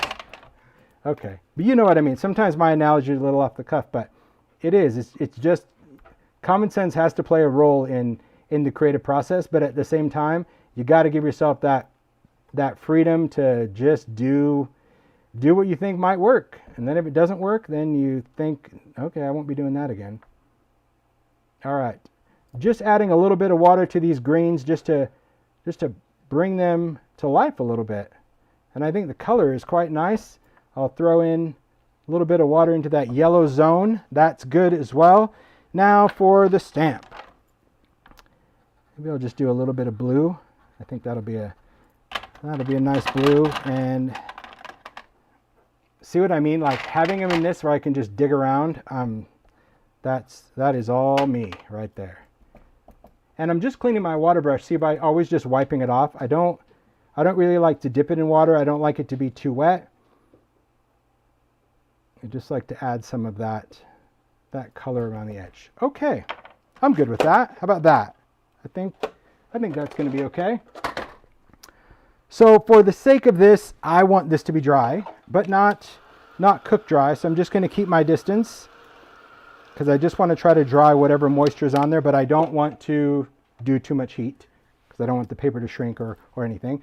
If we wanted to add some color, we can. Why not? Let's take a little brush And maybe I want to add just a little sparkly love to this. How about that? Ooh, let's do, that'll be nice. Okay. So these are the mica stains in bottles. And for those that have made it, how joyous is that, right? That we've got the ability to just make these wonderful, wonderful little luminous inks. So thank you, Ranger, for these little bottles. I know many of you guys got bottles. I love that. So I'm putting a little red, and then I'm also going to do a little bit of green, because I'll just add some, and I'll even do some yellow. So the colors that I use, I'm just adding some colors of the mica stain. So the mica stains, these are the ones in the spray, but I did a demo last week for those that stuck it out. Didn't that seem like the endless day, Mario? It was endless. But it was... When we filled those bottles, my gosh, we did them so fast. Oh my word. It was, because, I mean, I guess, you know me, I don't really think. I'm like, oh yeah, we'll see in an hour. Not realizing like, okay, we got to open these, wipe these off, do this, put the like, oh boy. But it was fun. Teamwork makes the dream work, man. It was super long There you day. go. It was fun. Yeah, before we knew it. Oh, I see a lot of people say your bottles arrived, or it's coming. Okay, so I'm gonna start with a little bit of yellow, and I'll just add a little bit of that right over the pencil. Okay, the mica stain is really nice because again, we're adding colorant, but because these are dyes, I like the idea of adding them kind of with the pencil, because now I can just use it more of a highlight, if you will. See, I'm just even gonna wipe some of that off. This way I can just feather that out a little bit. So I'm not going to color everything that I just did. See, a little goes such a long way, doesn't it? Crazy. It's just so nice though to have a bottle of it, so you can just put a little drop of that ink and just use it a totally different way. All right, moving that around. See, it's nice, and it does. It's going to give it a whole different punch of color. Okay. And then we'll take the green. So I probably should clean my brush. Oh, I've got my sludge water here. There we go. So many people got their bottles yesterday. Did you? Yeah, Oh, see, perfect. It's a perfect thing for the weekend. But just remember, like, if you have them and really you're going to make them, just use them. That's what I'm going to say. Just use it, because it's fun to have. But if you like, oh, I don't want to get that out. And that's the other thing that I like to do when I'm demoing. This is kind of my creative playtime of how I work, because it is fun to just try things, right? Have I done this before? No. But is it going to work? I don't know. But I do know that we're going to figure that out together. And I do know that if it didn't, I'll know why, or what should have been done different. Or if it does, then I'll know what I love, right? Yeah, see? Just that little tiny drop, and there's still so much color in there. All right. So I want this just to dry. Again, it doesn't need to be a significant amount of drying time. It's not crispy, and I can tell that my paper's lifting, so like to me that's already more drying time than I want it to have, okay? But my paper should not have moved, but I'm just gonna make sure it didn't, okay? And then we're gonna do our stamping. So we're gonna do a second stamping layer over the top. That's why I did all my work right here, because now I wanna go back and add another layer. So my first layer, I didn't really care that my image wasn't super dark. I probably need to re-ink this pad because I've done a lot of stamping, but I don't care. I hope I can stamp a couple times. Okay. Here we go. Perfect. I'm going to push that in, and let's hope for the best. Press down. Stamp with purpose. Nice. Ah, beautiful. Beautiful, beautiful, beautiful. And here's what we have. So take a look at that. So what we did, you saw that when I added the color, all the definition was gone because we added our coloring, right? And it went away. Now our definition is back because we stamped a second layer. Now all I'm going to do, so I'm done with the stamping. Set this over here. Oh boy. Now what I'm going to do, and you don't have to do this step, but I'm going to just because I want to. I'm just going to take a clean water brush, and now I'll just pull that color, because I don't have any ink on here. I just want to fill in those petals, because to me I kind of see where the stain started and stopped. So just adding that water, it's not adding any more color, so it's not going to take away from that. But just a water brush is wonderful because it kind of continues the flow of water. And just any place that I think needs a little bit more blending, that's all I'm doing. I don't need to go over the whole thing. But yeah, let's take a look at that. So now we've got, look at that, see that little shimmer of that mica stain? But the color, the boldness of the color, that's really from the pencils. Beautiful. I think that's really cool. Then let's see, what do I want to do next? I'll just do a little bit of blending, and then I think we'll call it. Hey Mario, will you do me a favor? Sure. Will you grab me a regulation size distress pad? Sure. Like walnut stain? What color? Walnut stain? Oh, walnut stain, yeah. Thanks. Okay, I'm gonna grab an ink blending tool. I need to get on it with the inks. There we go. Okay, boy, I ventured out, guys. I took the tether of my mic and I went venturing. Okay, just because, I mean, that's the thing. Just because there's a blending brush sitting here doesn't mean that I'm going to use it, because it's not the right tool for the job. Okay, I'm just going to do some blending with the Dome Foam and just give you a little tip. If you're new to ink blending, or if you're still challenged with ink blending, the key is to find a comfortable spot for your hand to blend and move your paper. Okay, don't move your hand. This hand needs to move in a circular motion, and it's at a slight angle. That's the whole dome. But move the paper, because you can see that I'm able to control how much ink I'm applying to the paper. You can see that I've not dipped back into the ink pad, and I've had enough ink to go around this entire thing, and I have enough ink to keep going. But by doing this, by moving the paper and instead of my hand, my pressure is consistent. If you start doing this, you're changing the pressure. So because it's not comfortable for you, and you're going to change how much pressure you actually apply to that surface. And that's usually where your inks get pretty splotchy. So I know that I'm really comfortable. I kind of rest my knuckle on the glass. I love to blend from glass. It's much easier. And the blend, if you blend, just trust that there's ink on that foam. I know it seems like, is this the everlasting gobstopper of ink blending? No, it's just, that's what ink is. Distress ink is designed to blend. And see how I can just keep going, and then once I have it, now I'll just lightly feather it a little bit more into the edge. Now I'll just kind of do the dance. Little splatter of water, because, well, I like that. So again, you may not like this part. I just think it's nice. And you don't have to do big drips. You can, but just drips on there. Then we remember a little drying, just to create that nice little shape, and blot it off. Do you have to blot off the water? No, you could let it dry on there. It would just stay darker. So if you don't want the two-tone, you don't have to lift it off. And now I'll just wipe this off. And now we can dry it the rest of the way, and I'll just show you. But this just kind of brings everything together. Okay, that's all. And you'll also see that by drying this, it just makes all of those, it just makes everything come together. See, there you have it. See just that, see those little tiny flecks of water? Isn't that beautiful? On distress, and then that just started off as a piece of craft paper. We stamped, we colored, see when the light hits it, you got that great mica, but because we double stamped it, you still see all the detail. A little blending, right? Walnut stain, a blending tool, and some water, and zippity-doo, you're done. So yeah, there you go. Just some ideas to share about, you know, we've seen amazing makes from the makers, no doubt. The makers just rock it as always.